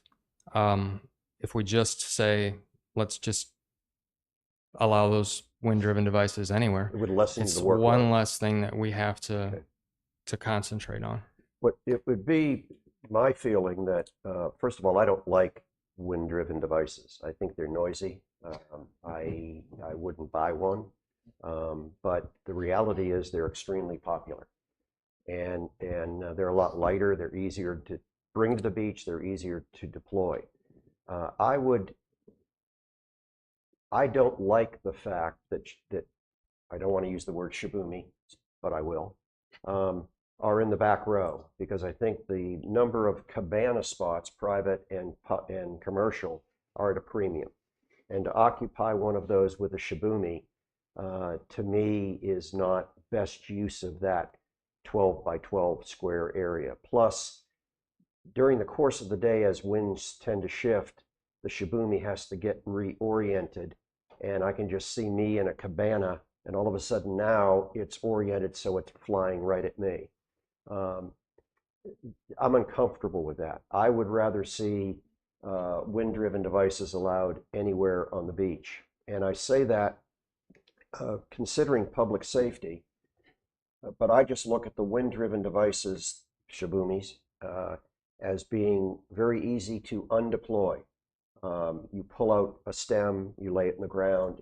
If you're trying to do CPR from the water and you've got to bring somebody back to dry sand and there's a Shibumi in the way, it's easy to get it out of the way. That's why I also I'm not comfortable with umbrellas. I think we all can agree create a degree of, for me, I'm uncomfortable because they can, particularly if not put in right, end up as spears going down the beach. However, I'm not going to sit here and deliberate on a decades old beach implement. But once you start tying them down with a stake in the ground, I think that makes them a lot harder to get out of your way. And we allow umbrellas everywhere on the beach, except at the beach accesses between the trash can and the life ring pole. So that would be my feelings, that wind-driven devices should be anywhere. And I'm not comfortable, like Mr. Corbett said, with restricting it to just commercial, even though the argument can be made that a commercial company is going to have a higher quality, typically, is going to be trying to protect their investment, so they're going to install them maybe, and when the winds pick up, they're probably going to be on the spot to protect their investment and drop it down. So I've got nothing to refute that. However, to have just commercial cabanas and not personal cabanas, I think would be, John, what was the word you used? I think it was something that, John, you said, but it's, we'll call it public interest or public communication. Those are just my thoughts. Go ahead, Mr. Oswald. Perhaps if we broke this down to some component parts, I mean, one of the things we could do is, the easy one is to address the issue of umbrellas with tie downs, which we have not permitted before. I think primarily because of a tripping factor. Do you remember? Driving between them. Driving between them for the umbrellas. It's deploying, it's getting them out of the way if you have to make a beach rescue. It's one of the items. So So we have had,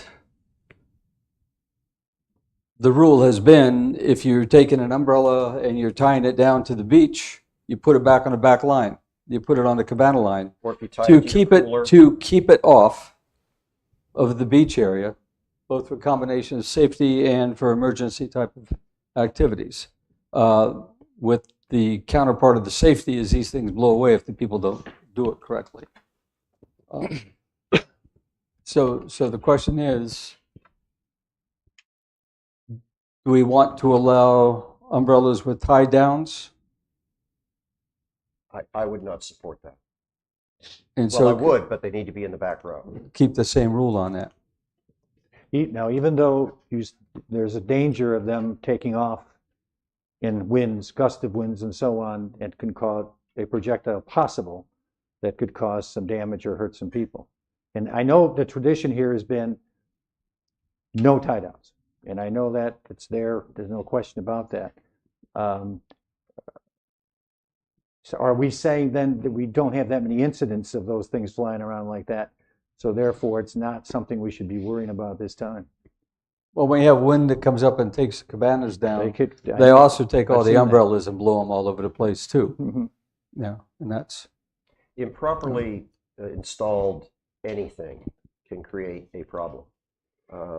If an umbrella is put in properly, it would be my view that that it is going to be a relatively safe item unless the winds pick up. I just look at tying them down means that they're locked in. And if that's the case, then put them in the back row. And that could be a safety issue for getting through there, for getting by there, for access, yes. tripping and all that. But people tie them to their coolers, they tie them to their dogs, they tie them to other umbrellas, they tie them to. So if you well, the dogs say- aren't supposed to be out there in season, If so. if you say that an umbrella is a single pole device with no tie downs, Yeah. then that locks in what an umbrella is. In fact, our definition The definition on needs to be changed because it says usually a single pole device is an umbrella. And Well, that- our 95 now says umbrellas should consist of only one single center pole. But there's another item that says that it is usually a single pole. Our wording is, The should needs to be changed to shall. Yeah. That'd be that simple. I mean, there's other things in this ordinance 95, like I Take think charge, baby move it pop-up along. tents need to have a height. I think it's very difficult for the police to enforce what a baby pop-up tent is. Right now, I know what Beach Patrol does is they say, as long as there's just an infant in there or a mother nursing the baby, then nobody else can be in there. And if anybody else goes in there to nap or to whatever, then it needs to go to the back row. That to me is an enforcement complexity, but I'd like to see a height on it. But again, that isn't your motion here. Yeah. We'll deal with that in another time and place. Mr. Mayor, Go ahead, John. we're getting a little in the weeds That's here. bad. Now, somebody gonna have to put some more gas in this lawnmower if y'all don't get out. Look, it's obvious everybody's good with umbrellas, regular umbrellas out there, correct, guys? Yeah. Right. I mean, that's Single what we see pole- at every beach. single pole All right. umbrellas. You've mentioned the shambuas. What is the feel of the rest of them, or whatever you want to call them? I don't care. Okay. What is y'all's feel on that? So we're Let's gonna, get some things okay, that we know umbrellas we're are gonna, allowed. we're gonna keep umbrellas Umbrellas are allowed. with no tie downs. No tie down, not And if- changing to these new ones. just Yeah, leave them and if out. they have tie downs, then the enforcement personnel, beach patrol They can personnel, only go tell to the them to back. move to the back line. Nothing will change with regard to Yeah, that umbrellas. keeps it just like it was. Next is the Neoprene. neoprenes. What is a neoprene, please? It's The definition of it, I looked it up, the definition is a fabric that can't be seen through. and these It's are basically them that sits on the ground that cover over. That's basically Yes, what looks like a tent. Basically, is what from it is. from correct? behind it. You can't see Yeah. anything within the footprint for Yeah. the if it's 12 foot wide, it completely blocks your visibility while you're behind that thing for 12 feet. Now, this could also Those be- aren't the. Okay, I'm go ahead, sorry. go ahead. Those aren't, you're not talking about NISO umbrellas, are you? The NISO shading devices? That is a sport. It looks like this right here, John. That's Yeah. what they look like on the Yeah, ground. you're talking about the sports umbrella. I don't know the name That goes brand. to the back row. Yeah. I don't know the name brand. Well, Nesso's a brand, I don't but know if that's what the agreement is. yeah, that's what my question was. Well, that's why I was using the word shibumi, because we all know what a shibumi is. Yeah. Now, I can guarantee you that next year there's going to be something else that we won't have covered in this. But I just look at them as I don't want to occupy a cabana spot for a shibumi. I'd rather have them anywhere. We got umbrellas, and y'all don't want the neoprene, which basically is the ones that looks like a little hut. A lot of them put babies in them. That's basically what you're talking about. You can't see through them. I seen them out there this But year. the bigger one. Police that- went out and moved them. Yeah, the bigger one. The that bigger ones. An adult can Yeah, fit. so you don't want that. We understand that. All right, now you get to the cabanas. I What's think the everybody consensus pretty much. on the neoprene before we move on? Because I'm taking notes. What's the consensus on the neoprene? Do we have one? Can we be clear? Are we talking, is a shibumi a neoprene? No. No. No. The neoprene is also, what I read, is also could be a cabana. You put a screen you can't see through, or the fabric you can't see through in the back of the cabana, for example, to stop the wind, to whatever. We can't see through that for safety either. I haven't seen that, but It's basically a covered Yeah. all the way around. Yeah. Basically. Yeah. Basically, yes. Yeah. So you pretty much don't want that. That's what y'all saying, correct? So you know That's that. what I agree. Yeah. Yeah. And then you talk about cabanas. Everybody, I think, from what I've heard here in the last 30 minutes, pretty much want to keep cabanas with vendors and with individuals. Because if you limit it to vendors, now we're allowing. That's right. We're not- allowing Sunset Beach Yeah. to be Not to have- used for profit from one individual. That's right. We're keeping cabanas in for everybody, right?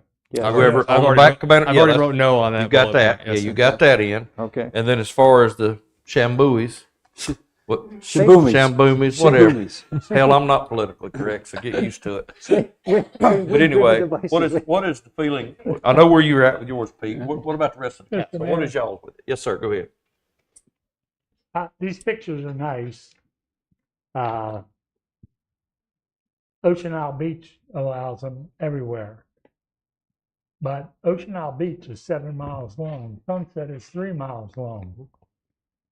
And you can't tell me at low tide during July that there wouldn't be a whole lot more shiboomis than this. I think they should stay in the back row with the cabanas.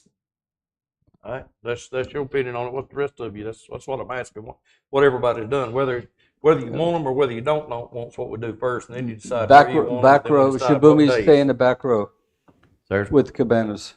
what you might. Well, I'm taking a little different approach here. I'm not saying that Shibumis should be anywhere at this time, but I believe that we should try and experiment on this island. I really believe that Shibumis are very popular. No question about that. They're all over North Carolina beaches. We know that. There must be a reason for that. We haven't allowed it. But in order to see if they work on Sunset Beach, I think we need to do something. We need to try and experiment. And experiment simply is take a time of the year, allow Shibumis to come off the back row and see what it's like. See how it does. See if it's safer. See if there is a problem or any problem that we have with these things. It'll give us a chance, the police a chance, the fire a chance, our staff a chance, us a chance to take a look at these things and sort of decide for a period of time. And then come back and discuss it with knowledge of how it works on Sunset Beach. What I would recommend is we take this spring, for example, maybe start now, but end on April 15th, and allow Shibumis to be anywhere on Sunset Beach. No, I don't say anywhere. I say keep it as we've done now, from not allowed from 3rd Street to 28th Street, or 29th Street, 3rd Street to 29th Street. Keep them off that area, just like we do now. Allow them on the Strand up until April 15th. Give us all a chance to take a look. Now, that'll be through Easter. Obviously, Easter's at the end of March this year. Allow everybody to take a look and see what happens, and then make a good judgment based on facts and not on what it was in the past or whatever. And that's what I think we should really do and really think about. Maybe not make the decision tonight, but really think about trying that experiment and then evaluating that experiment and then make a decision for the future on our beach. Well, the chief has recommended that we do that from October 1st to April 1st. Allow wind-driven shading devices to be placed anywhere. That's your last bullet. That's the last bullet, yeah. Correct. And then there's other recommendations under staffing that tie in that could potentially change that recommendation. Well, but I'm just saying I think we need an experiment. I think Charlie's going to say something we talked about today, but I think it's needed. Yeah. Well, my thoughts are that October 1st to April 1st, that time frame, we definitely don't have the same crowds. We don't have the same level of congestion that we have during the summertime. Show us any. Pardon? I don't think it's going to show It's not going to show us anything, but I have no objection letting them out there anywhere during that period of time. If we were gonna take a wait and see approach and have a trial, can we have a whole season? Because 2 weeks in the beginning of April No. are Not not in going to my give mind. us Not in my it's view. not going to give us good data because it's just not going to be as populated. It will be for 1 week. What Ocean Isle did, now I'm just going back to Ocean Isle, I've talked to these guys in the past about Ocean Isle a little bit. What they did was they did an experiment. That was in 2022. But their timing was they did it just in the fall. They took the fall after Labor Day and they opened their beach up to Shabumis. That was it. And they went on till, eventually there's no Shabumis, there's nobody on the beach when you get to January and February. Sure. But they took that time, looked at it, they were able to evaluate if it would work or not. And I checked with the mayor there and said, what is the experiment? She explained it to me, came back another time, talked to her, how's it going? And she looked at me and she said, after talking to police, fire, even our DPW Public Works and so on, about the number of umbrellas being taken to the dump and all that kind of stuff, and cabanas being taken to the dump, she said, we're not going to go back. That's the only thing, we're going to allow Shabumis forever on the beach. That was it. That was her decision. But they tried something and they came to a conclusion. I think we got to try something. And that, even what John said, let it go now right to April 1st. I said April 15th to get through a little more people on the beach. Either one. But try it out and see what happens. Yeah, I would agree that you need to maybe test it out, but I don't think you're going to see anything between now and April 1st. There's not enough people on the beach to be able to provide a proper litmus test on that. You need to go until like July 4th or some time where you get to see what is it like when it's crowded. Charlie, go ahead. What you was trying to It's- talk, and then I'll. It's again, you're comparing with Ocean Isle, 7 miles, 3 miles. It's easy to spread them out there, and I think if you try to do this experiment into the summer, suppose you did it till July 4th, like Pete just suggested, and then you say this isn't going to work, then how are you going to enforce it? And we go back when we started, 6, 7 years ago when we started with putting the rules. One of the general comments that was coming was our beach during the summertime with cabanas all over, because we used to not restrict where the cabanas were, looked like a refugee camp. Now, I took exception to what it looked like, but it was just very chaotic. And Before we go any further, I've got 4 councilmen that's told how they feel.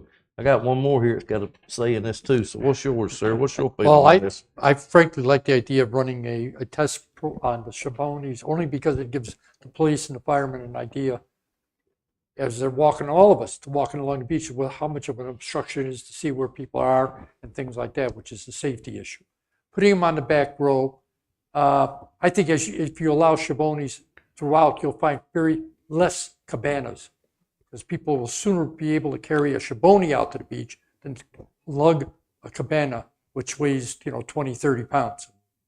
So I frankly think that the idea of doing a test for now and do it to April 15th, at least you get it through the Easter holidays, people come down, see what it's like, and then we'll make a decision then. More formal, I frankly think that's the way to go. Because I frankly carried a So what I'm hearing said right now is we got majority saying to at least give it a chance. It's 3-2.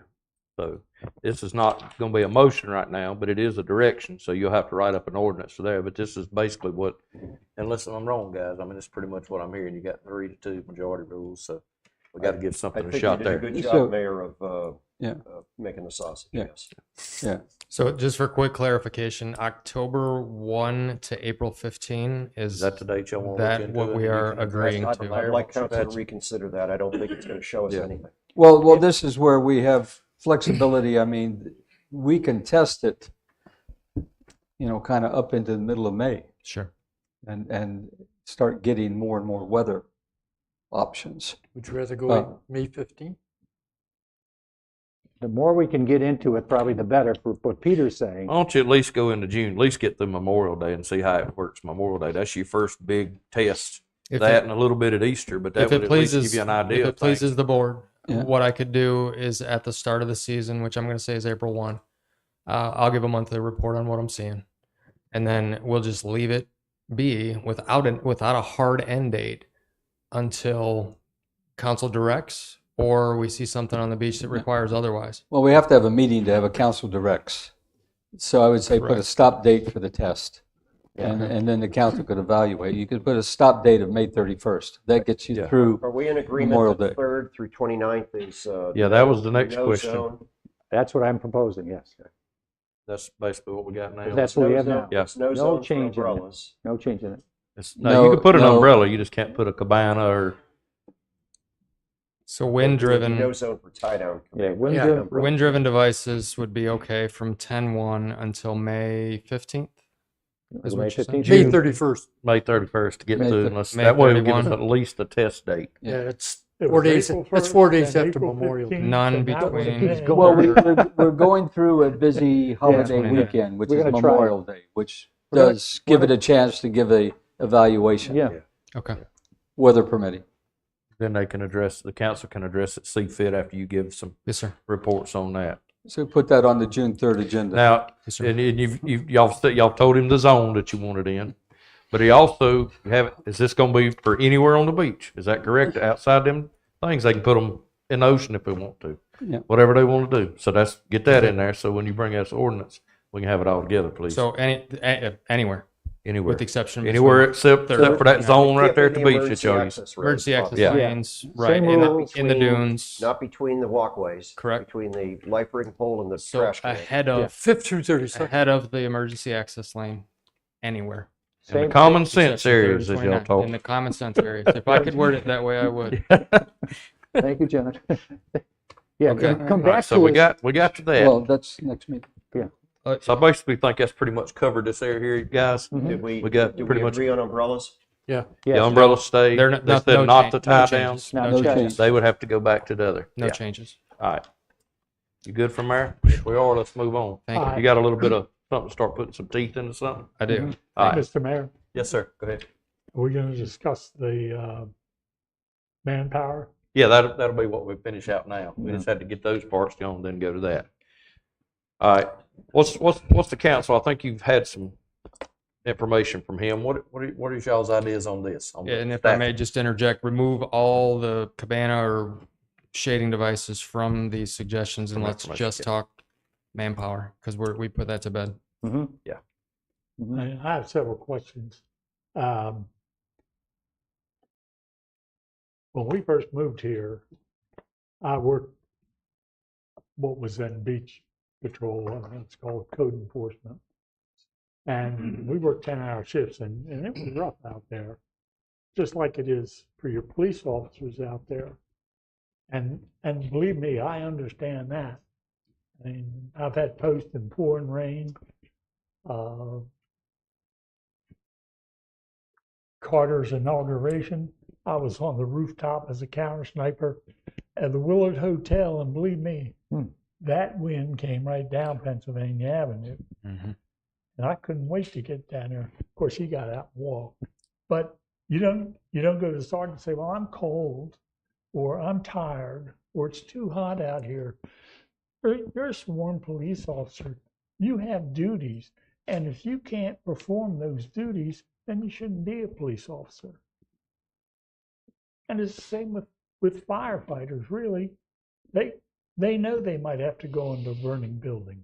Well, I like being a firefighter, but I don't want to go in no burning building. And it's just, yeah, I'm being a little facetious, but this is part of the job. So, I mean, how many out of a 12-hour shift, how many hours does one particular officer spend on the beach? With the exception of bathroom and lunch breaks, every hour. They don't leave. The only way they would leave if They there don't was an leave the emergency. island. If only they don't leave the sand.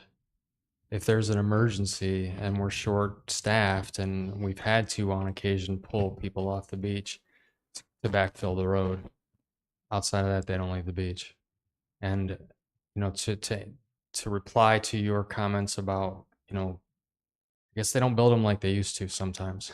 And we've lost some officers that spent the entire summer out there on the beach. And, you know, they made the decision, like you had mentioned, hey, this ain't for me. That doesn't mean they got out of law enforcement, but they got out of a town that has a beach patrol. So we have volunteers that want to do it.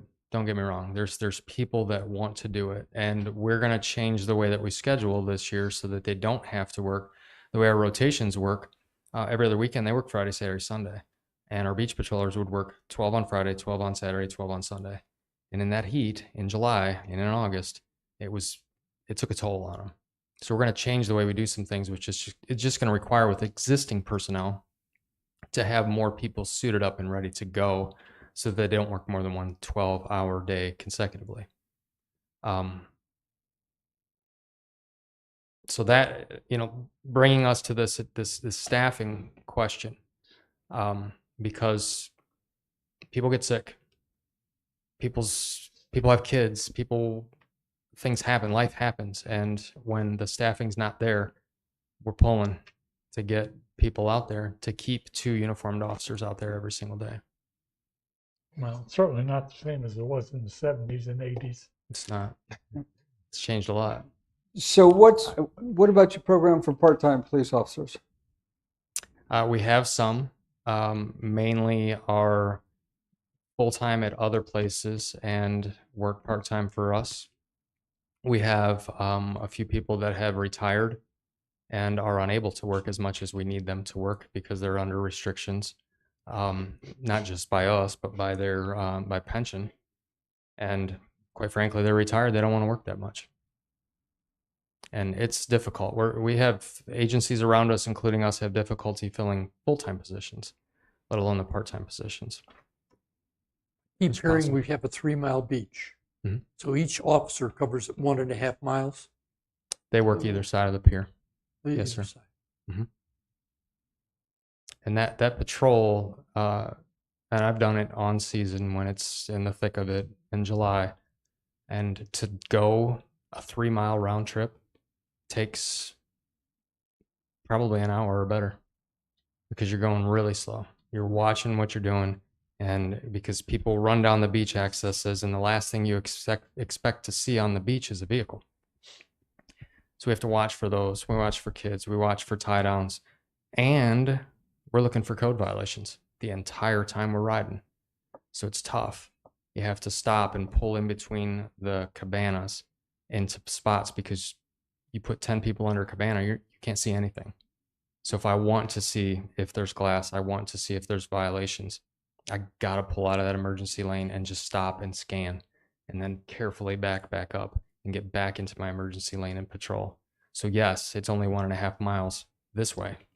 Then I turn around and come back. And like I said, I would urge you to take a ride along with one of our people on season and see how not problematic, but how difficult and how careful you have to be operating a vehicle on the beach strand in July. It was eye-opening. This first year we did it. And these things are, again, recommendations out of the people that spent all summer out there on the beach. Is there any benefit to having, let's say, 2 civilians at which obviously would be a lower rate, actually cruising up and down and have 1 police officer centrally located in order to go to the problem area? to have the quote unquote compliance officers travel Mhm. east and west and leave that police officer to maybe Go kind to a of, problem area here or problem area there as necessary. I don't know that we need the extra body. Based on the reports that we got from the Beach Patrol last year in our Beach Patrol wrap up and things that I personally witnessed myself when I was on the beach, I think we can sufficiently do it with one. Well, Plus, the only reason plus I the asked that is civilian. the toll on the police officer. Mhm. Having 2 civilians, they're only getting half the toll. I'd have to keep 2 civilians out there a day. I'd have to hire 4. But these would be part-time. They'd be part-time. $15 an hour. Correct. No bennies. No benefits. Correct. Yeah. But I think we can do it with 1 and 1. I would think it'd be safe to say, Chief, that I would think that this council could not put 2 more officers on. I mean, $300,000 is no way, shape, or form we do that to our citizens. I was for it when you come up with it last year, and I was all about getting some officers and understanding that. But then when you gave the numbers this year of, if that was the numbers last year, if we give $300,000 and we wrote no more tickets than we did, we're paying some high dollar school teachers just to go out there and talk to people. And we can't do that again. I don't disagree. We cannot do that in any shape or form. I mean, money's just being spent like it's water, and it's not, guys. We can't do this. If you go to the grocery store over there, I promise you our people are suffering. We cannot continue just to spend on things like this. So I think that, unless the council disagrees, needs to be taken off altogether and be done with that. And let's go to working it out with whether one and 1 person, 1 and 2 persons, whatever. We've got to do the most cost-effective thing. And again, like I said a while ago, when we have issues come up, if you've got this compliance officer, when our policeman goes to it, it needs to be taken care of. That's going to be the direction, is that if the compliance officer can't do his or her job and gain compliance, and you have to call for a police officer, they've already been given their verbal warning. I mean, we've got and to they do something to didn't cut heed it the off. warning. And again, just to follow up on what you said, these are recommendations that we will do whatever council directs. If council wants 2 full-time police officers, then that's where I'm saying, to make that happen, the ease of that would be the 2 additional bodies. I think we can do it with 1 and 1. The beach season will tell us. And, kind of like we did with the Shabumis, let's see what we get. Hire these compliance officers. And I don't want people out there that want to be cops. It's not what I want. That's not what they're there for. They're not going to have a ticket book. They're going to know what the ordinances read, how the ordinances read, but they're not going to have the ability to issue citations. Yes, sir. It's unclear to me, last summer, which I thought was miles of improvement over the summer before, because Beach Patrol was able to focus on life safety, water rescues, and public relations as well, education. And then we had 2 police officers that were out there during the day, 12-hour shifts. That's 2 uniformed, sworn police officers that were there last year. Now we're saying 1 sworn police officer and a civilian backup can do the job. I'm missing my thing is I think to make this work, you're going to need more than 1 civilian compliance officer on the beach at any one Yes, sir. time. I would need to hire more. Yeah. I'm certain we would only have 1 per day that's on payroll, that's being paid that day, I should say. So if I have a staff of 10, maybe some of them only want to work 2 days a week. I need to have enough staff to cover it 7 days a week, but we'd only be paying 1 person at a time and 1 full-time police officer at a time. But we had 2 police officers that were sworn out there this past year. We did. And that there were 4 bodies to make that happen. Yes. 2 that council had given us in a previous year to dedicate to parking on the island during season. We move them to the beach. It gives us 1 a day because they have to have some days off. They can't work 7 days a week. So I had to find 2 more that council did not approve. So we pulled an officer from the road, shorted a shift, and we had a part-time officer at the time who was looking for full-time employment. We worked him full-time through the summer, and quite frankly, we burned him out, and he left. But the cost of the town was still 2 sworn officers on the beach. There was at that correct. time. You are absolutely correct. There was no increase to the town to do it the way we did it last year, outside of any overtime that we would have paid. and our part-time personnel. Let me just, first of all, agree with the mayor totally. We got to wipe that whole idea of $300,000 off the table here. And if you want to come back at any time with us, as we said in the last meeting, these are issues to deal during budget time. There's not to be thrown at us outside of budget time, I don't think. And I don't know if everybody agrees with that. But it's not something to throw at us at this time. But I know you tried, and I understand that. But that's got to be off the table. Picking up to what Peter said there, you know, you were able last year to make the 2 police officer situation work. Now, it took probably a lot of skill to do that over the summer. That's a good way to put it. But you did it. And it was the most effective thing we had last year. I think that was the most successful. I spent a lot of time on the beach, and I'll tell you, the police did a great job, the fire did a great job. Everywhere you turned, there was somebody there you could reach, talk to, talk about rules. You heard about rules. It was very, very good. Very good. I'd like to see that continue with 2 police officers on the beach. If you can work some magic somehow, or you get some ideas on how to do this, we'd love to hear it. That's for sure. We'd love to hear that without increasing and having to pay for more police officers in the budget, obviously. The parking patrol that you had, and I just say this real quick, they wrote tickets. There weren't any questions, wasn't any questions with the parking patrol. They saw something, they wrote a ticket. The comments from the people who live on the island were, wow, it seemed quieter on the island this year. It seemed quieter on the roads this year. My driveway wasn't blocked like it used to be all the time. Those guys did a great job, but they wrote tickets and the word got around. And I think that's what we're saying here also, that it's important to... If that was our litmus test for beach compliance as well, I mean, they wrote tickets from day one all the way start date to end date, and it didn't change the violations. And people were all over Facebook posting pictures and videos of their cars, posting pictures of their citations with questions about, why did I get this? Well, that's what But yet the violations that's something you continue. have to deal. You're a police officer. You're So, going to deal with I it. would hope. I mean, the real test, I guess, will be this season to see Yeah. if the parking violations decrease. Yeah.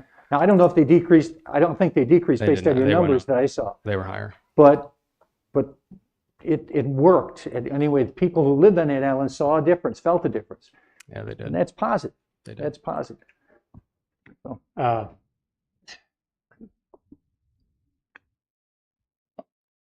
2 officers is an awful lot of money, and you know, our staff worked very hard to make the budget work, and you know, I guess we were lucky because our appraisals went up. We didn't have to raise the tax rate to correct mistakes that councils 10, 12 years ago made by not putting any money away. But we got very little feedback, negative feedback from our citizens because their tax bills were going to be higher. I don't know. I think I had under 5. More than that. So, More than that. You more. Maybe they think I won't listen. I just can't see putting this burden on our taxpayers. I'd love to give you the 2 guys. You know me. Sure. Chief, would you want to address the last point you had here, which was the seasonal parking, the $20 an hour for administrative position? And I assume that mostly deals with parking violations where you have to take a license plate and then identify who the owner is and follow up with letters and then another letter. Or am I misunderstanding? Could we get the consensus on the beach staffing before we Yeah, we move haven't into the finished very that. last point? I want to be sure that we address. Well, I thought that mean, if was we- taking work off of your existing parking and beach people to no, begin with. no, it's not. All right. No, it's a different component. So what's the consensus of staff? So no new police officers, correct? You've got 2 police officers that have previously been dedicated to the island.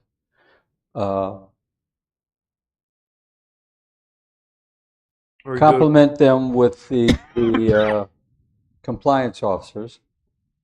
And I think I would offer you have flexibility in terms of, and also based on how you can get them, how many compliance officers you have on the beach at a time. With the idea that the compliance officers are doing the lion's share of the work, and you have enough of them, you try to get enough of them so you can rotate them through and not burn them out. And the police officer is one actually who responds to and issues a citation. John, Yeah. on it's a 5-month cycle, or let's say you're looking at April through September, May through September, as far as having compliance officers out there, because the crowds are there and things like that. It comes to about $30,000 a year per compliance officer. You're paying them $15 an hour. Yeah. So you So that versus 300,000 just at the get-go. May 1 through October 1. No, these are numbers for the administrative assistant. I'm sorry. You also It's run 5 through days a that the April through May 31st, even Memorial Day, is not the same level of impact as Right. after Memorial Day until Labor Day. And I would feel more confident that we could backfill if a compliance officer calls off sick with a police officer versus having a short shifts the way we did and pay overtime and pull administrative staff to cover if we were doing it less frequently. Chief, could you, instead of, I'm not saying no compliance officers, but could you get a part-time police officer to fill the position, to have 2 police officers on that beach? Could you work, what would you pay a part-time police officer that you called in and hired? Their rate now is for just, that. You're asking how much they get paid? How much would a part-time police officer who would be assigned to the beach get paid? I believe their rate is 19 and change. They're just under $20 an hour. $20 an hour. And I've been trying since I've been here to recruit and retain part-time employees. The problem that we're up against currently, the numbers are shrinking in the basic academies. People just don't want to do this job anymore. Those that are in the basic academies, good portion of them are already being paid because they're already hired. And the other ones that come out pretty much have their pick from the county line all the way down to the state line of where they want to work because everybody has vacancies. So part-time work is, it's left for those that want to moonlight and do a second job, or for retired folks that still want to dabble and they don't want to work 42 hours a week, which is what we ask of them. So we can continue to try and continue to try to get those people, but it's been very problematic. And I had the same experience in my previous career up north. Thank you. You're comfortable with the one officer, the one compliance officer going forward, trying this out. If we need to address it later, we can. Absolutely. There's no sense to keep going around in circles. I here. That's pretty much I what they will, said. I will So let's swallow move my on. pride and stand here before you if I have to in July and say, hey, this isn't working. You at every meeting, so if something comes up, just Right. like we do budget amendments, we Yes, can sir. address it as we need to. Yes, sir. Come back in June, we're doing the budget. And the reason we didn't put it in the budget, just to touch on that real quick, is we just started this program. I wasn't going to know the needs until it was just kind of like the UTV, but we'll fix it. And we are going to have teeth this year. So when this compliant officer goes out, you're going to see some we're going to numbers. write a few tickets. I You're will gonna- say it on Facebook when I took diligent because we notes. need to get it straight, and then hopefully that'll settle a lot of problems because it usually helps when things get done. You're going to see some numbers. I mean, I hate it for the people, but we got to get rules. We're going to make them. Let's follow Do them. we? You want to go to your Yeah. administrative staff now? So the consensus, just to make sure that I understand, is option 2 as worded only for staffing. That- nothing One to do with full-time compliance. officer supplemented with a compliance officer. We're gonna give Mhm. that a shot, see how it goes. Mhm. Great. Lastly, we have a process in place now for unpaid parking violations. When our parking enforcement employees write a violation, they don't have the ability to run the license plate number to find out who owns the vehicle. It's the responsibility of office personnel to do that are certified to get into those systems. So we hope that the violations are paid within 72 hours. If they're not, the fines increase. If the fine's not paid within 3 days, it increases again. After 7 days, it increases for the last time, and it reaches a max amount. What our staff then does, if it's on the 8th day, they'll mail a letter to everybody who hasn't paid to say, hey, we're sure this was an oversight. Please send us your money. This is what you now owe us. 7 days later, we mail a second letter. Hey, it's your second notice. I'm sure you might have missed the first one. Please remit. Third notice says, all right, this is your final notice. If you don't pay, we're going to send you to collections. And at that point, if 7 days passes again, we let our vendor that we use for the parking violations know that from such date to such date, those people have been mailed 3 letters. They fail to comply, go ahead and send them off to collection, and then it's in their hands. So that work in 2023 was handled by officers that we had on light duty. And they did a really good job of helping Mr. Aheim in there to mail these compliance letters, track them as they come in, track payments and so forth. I can't guarantee I'm still going to have people on light duty for the 2024 beach season. So I'm asking for a seasonal employee from May 1 to October 1 at a rate not to exceed $20 an hour. Just some quick math, at $15 an hour for that time period is $13,200. Before you ask, our current unpaid citations that are waiting to go to collection are 123. The outstanding balance there is $12,950 that is yet to be collected. So that's 123 will go to the company to Correct. send out to go to collections. Okay. That's correct. Well, basically what you're saying is that all the fees we collect, we're using to pay the person who's going to collect the fees. If we can get them to pay. If you're listening and you have an unpaid citation, now's your chance. Or the contractor we have for parking goes through a collection agency that That they is use. correct. That is correct. And And we the- probably don't get much out of that, do we? I'm not sure of what that What turnaround percentage is. is? And there's probably added fees. Perhaps Miss Anglin could talk about that a little more, but I know they're not just collecting what they owe us. I would imagine there's more. Yeah, service There charges. are the vendor that we use also is in the same boat that he cannot access DMV records to find out who owns a vehicle. However, the collection agency can. We can't legally supply that information. So you said you do have some, you may have some light duty people available to help with this? I might. You may. Okay. Might. Okay. I have one right now that I don't know. I don't know when he's going to be back. He was hurt pretty bad. So would this person, if you had a light duty officer, would this seasonal admin person not work some hours? It wouldn't work at all. If you approve this tonight and I have light duty come May 1, June 1, July 1, I'm not hiring anybody.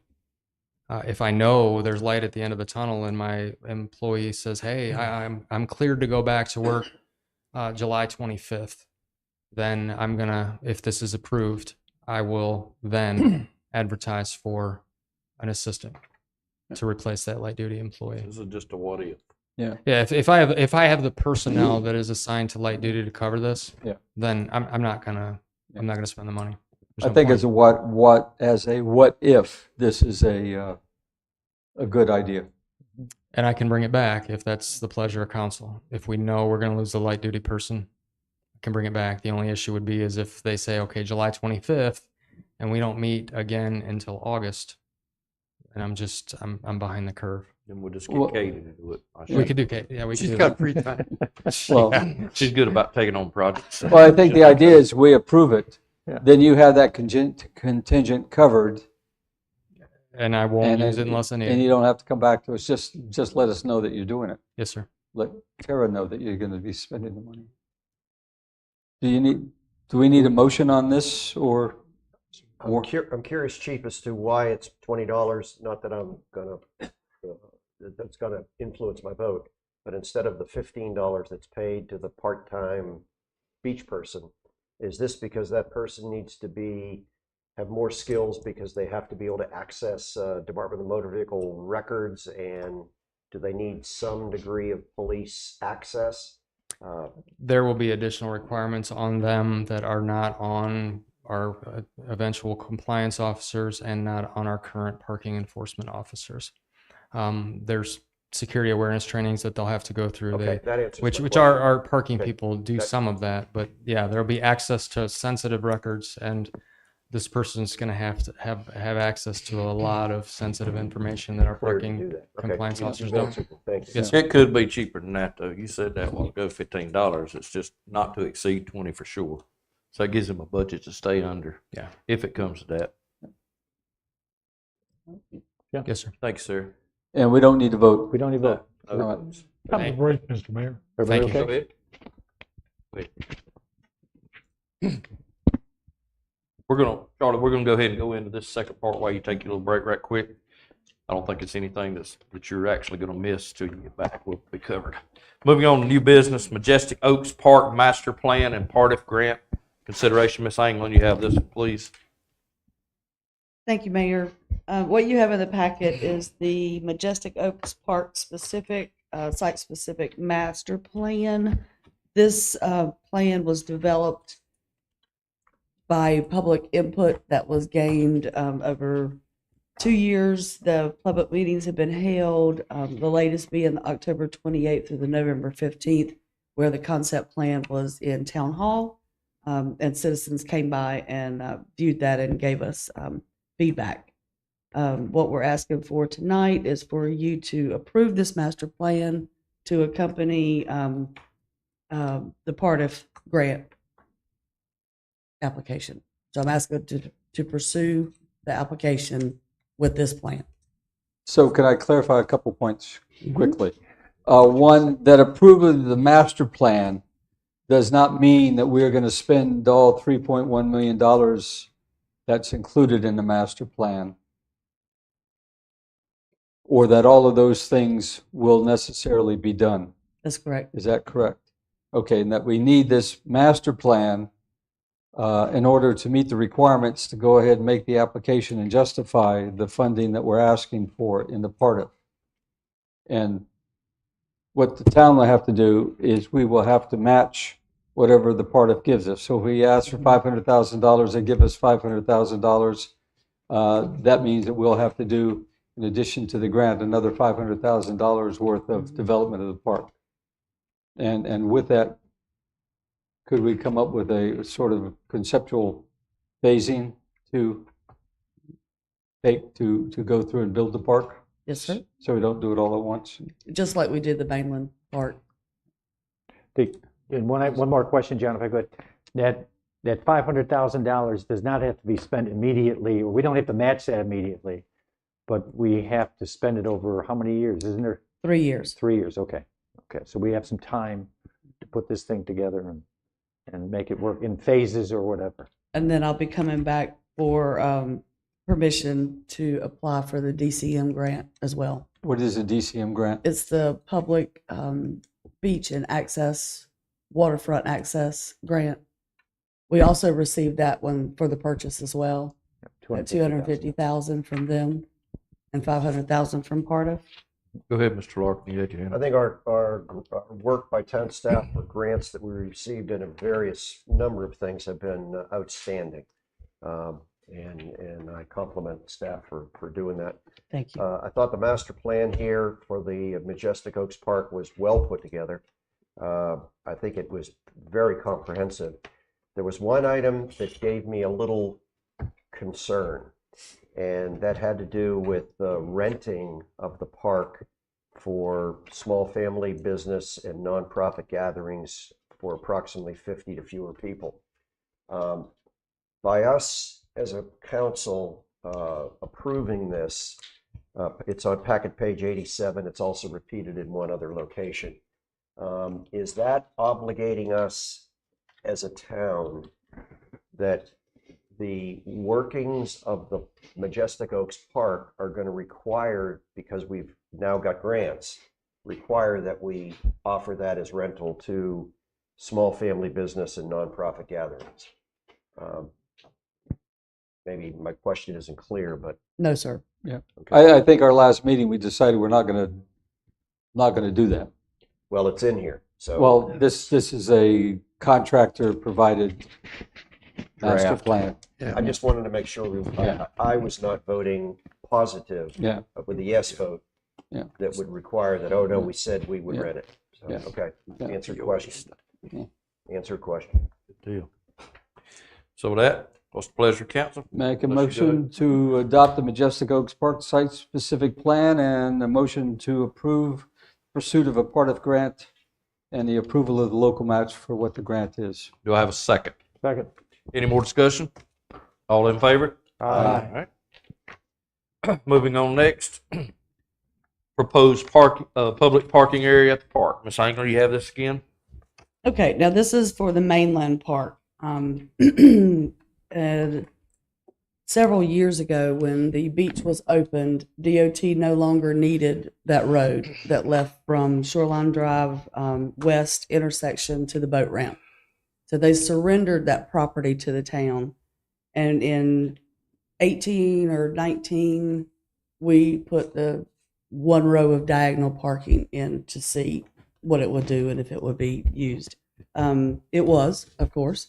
And as the park continuously grows with popularity, the need for more public parking down there is apparent.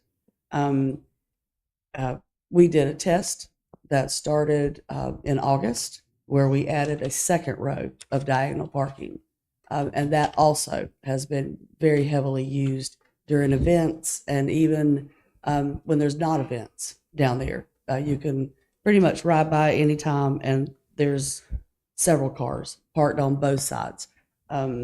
So we developed, worked with McGill and Associates to develop the concept plan that you have. And I do apologize that it's so small. I meant to get you a bigger map, and I just didn't get there. But it basically will take us from 13 on one side to a total of 26 in the middle. And we have 27 that is in the parking lot. So that would be a total of 58 public parking places in that area, in addition to the 8 that is in front of the boat landing restaurant. I have a question. So you have a walkway going down the middle of parking on each side. Mm-hmm. One of the things I noticed all through the year as we went to the concerts, almost everybody now has a golf cart. Mm-hmm. Question is with that walkway down the middle, wouldn't it be easier to only cut that in half and have so the golf carts can park but the back in that area and then just pull straight out or back out versus restricting a car space for a small golf cart, although they're getting bigger. We could look into that. The reason that we felt the need to put the sidewalk and the crosswalks was for public safety, so that when you parked and got out of your car, you could walk straight to the sidewalk and go either way, and then to the crosswalks and get in to the park. Yeah, I figured you can move that thing to the middle. Yeah. How wide is the sidewalk? 5 feet. 5 feet? Mm-hmm. The where you have the orange markers in there now, it's less than a 5 feet space. Mm-hmm. My concern. It'll all shift towards the park. My concern is that doesn't matter which way you go around, other than golf carts, great majority of the cars, when you pull in and park in there, especially the pickup trucks and full-size SUVs, extend beyond the lines that are painted there, and it becomes very tight, especially if we're thinking about people with using the boat ramp, pulling trailers and boats through there. My concern, it just becomes a little bit too tight. I'm not sure exactly how to do it. Well, you limit it to one side of it to golf carts, perhaps? Good. if there was enough, and, change the location a little bit. So there's a safety concern that I would think that our consultants should be looking at. Okay. What, I don't know the answer. I don't know if you know the answer to this. This is diagonal parking. How deep are those spots? How long are those spots? You probably can give the length of a spot. Well, a parking spot has to be 9 by 18 foot. Well, 18, that's the basics. That's it. That's it for Sunset Beach. And if you put them in a diagonal like this, you could do 15 feet. You can do 15 feet, and it will take a 20-foot truck. It will take a 20-foot truck. So if these are 15 feet, the end of the parking space is 15 feet away from the sidewalk there, for example, you can put a 20-foot truck in there. So now how far that cuts off the traffic flow each way, I don't know that, and you can't see that very much here, but you've got to take a look at that, by the way. And once it's shifted over towards the park more, the lanes will be equal. Right now, they're not equal. Because we just throw those, just threw those in as a test to see if they would be used at all. And Mike is bringing up a good point regarding golf carts, and we're going to have more golf carts, not less, as time goes on. The only thing I see, though, is that during the course of the day with dog walkers that generally populate our park, there's very few golf carts, but in a concert or an event, there'd be more and more. So it's just something to kind of think in the back of our mind. Yeah, we got it, as John was mentioning too, we got to make sure that the width of that road that goes both sides of this thing is, it's got to be at least 10 foot. By the way, if you look at Main Street, for example, take Main Street in Sunset Beach, look from the bike lane line to the middle of the road, it's 8.5 feet. I mean, it's unbelievable. You think it is that small, and that road looks pretty wide because of that bike lane. But people aren't pulling boats typically down that Right, road where they will be here. Got to get some room there. Dustin has a comment. Dustin. Oh, 12 foot. Okay, that's good. On this map? Yeah. All right. Now that should be okay for a boat trailer, right? The width of the boat trailer and that's behind in the our car. ordinance too, as a one-way road. It's on the drawing. Yes. In fact, it says 12 foot. I couldn't say read 12'6", but I'm blind. Okay, 12 foot, I'll buy that. I can't read that. Does say that. That should do it. That should be okay. Yes. Hey, I would love. Well, this is just to do the design, right? Correct. And go out for bid. I would love to do something north of this, but that's state road. So, and they're never going to let us take that median out of there. I'm across talking from with them. Krabby Hot Waters. You're talking with them? Mm-hmm. Keep talking. I'm talking. Lisa has a way. We don't want to remove all the vegetation that we have in the town. I knew you were going to say that. There's no trees there. You just There's want grass. direction. I just need this task order approved, not to exceed $18,778. So moved. Yeah. I'll second. Any more discussion? All in favor? Aye. Aye. Thank you. Thank you. Next up, scheduled public hearing, zoning map. Chad, wake up. Come on, bro.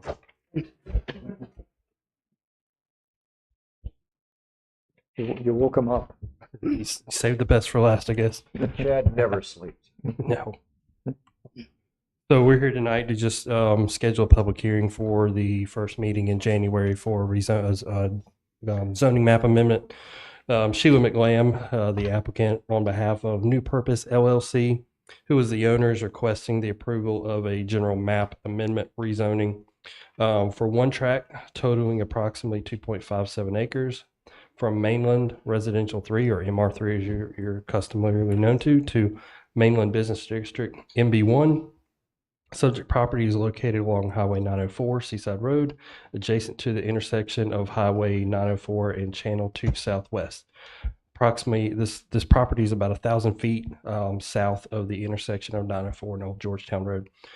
The subject property may be further identified as the parcel number that's in front of you. The planning board recommended approval on the proposed zoning request at their last meeting. Mayor, I voted on this as chair of the planning board. Do I have the ability to vote on it here from a town council standpoint. Yes, you do. Yes, you do. You sworn in now, brother? You can vote on No, all no, no, of but it. I'm talking about conflicts. It's not. What No, if, it's what not. if I had voted no on it? It It's, still wouldn't be. okay. All right. I hear you. This is a slam dunk, guys. It's- Peter, is there Yeah. anything we should know about No, this? well, Is this, the main this thing is our, you need to know is our land use plan for the town, our comprehensive plan for the town, has this particular Oh, yes. property Mhm. future Business. designation as commercial. Yes. And at the And meeting, that's all we're doing here. at the January meeting, I will go into all that, and I've got all that prepared for you. So is this in the ETJ or is it in Sunset Beach proper? no, it's in the ETJ. ETJ. Mhm. So is council good for scheduling a public hearing? I'd like to Yep. move to schedule a public hearing for January 8th, 2024 at 7 PM to hear public comments regarding the zoning, current zoning amendment, I guess. Have a second? I'll second it. Any more discussion? All in favor? Aye. All right, Thank moving y'all. on to our disposition of directives. We're gonna add that in. Number 3 will be the zone map amendment, or out number 3 on our paper, not necessarily number 3. Anything else need to be put on this one? We had the Majestic Oak part of grant hearing. I'll come That's back to you with the date to when we be have that. determined. To be Okay. determined, When okay. we have the application ready. Okay. Other than that, anybody else see anything that needs to be added for this future one? Do we've got UDO changes from the beach coming back in January? Their municipal code. Municipal, okay, municipal code changes. Put that on there, okay? Anything else? If not, Good to me. we've got public comments now. If anybody'd like to have a public comment, come on up. Name, address, social security number, and all that good stuff. We'll write down. I'm John Farrell. I live at 624 Oyster Bay Drive. I would like to get feedback from the council about the ERC providing a end of year and 2024 report on our goals and objectives for next year. And I had suggested that it would be done tonight, and I was told that it would be put off until January. We need to put that on the So I would directives like for that- January. Disposition I'm of sorry, I directives. forgot that, John. Okay. That can be added. ERC, Thank- disposition of Mhm. directives. Thanks for bringing that up. 1A. Yep. Thank you, sir. I apologize, John. I forgot that. It's late, John. Give her a break. Anyone else public comment on anything? I think that one guy that speaks left. So. He did. He left Yeah, he left. Yeah. He did. long ago. Anything else? Go ahead. I see you jumping. If not, we'll move on. Do I have a motion to adjourn? So move. Do I have a second? I'll second. All in favor? Aye. Merry Christmas to everybody. We appreciate you coming out. Everybody have a safe and nice holiday.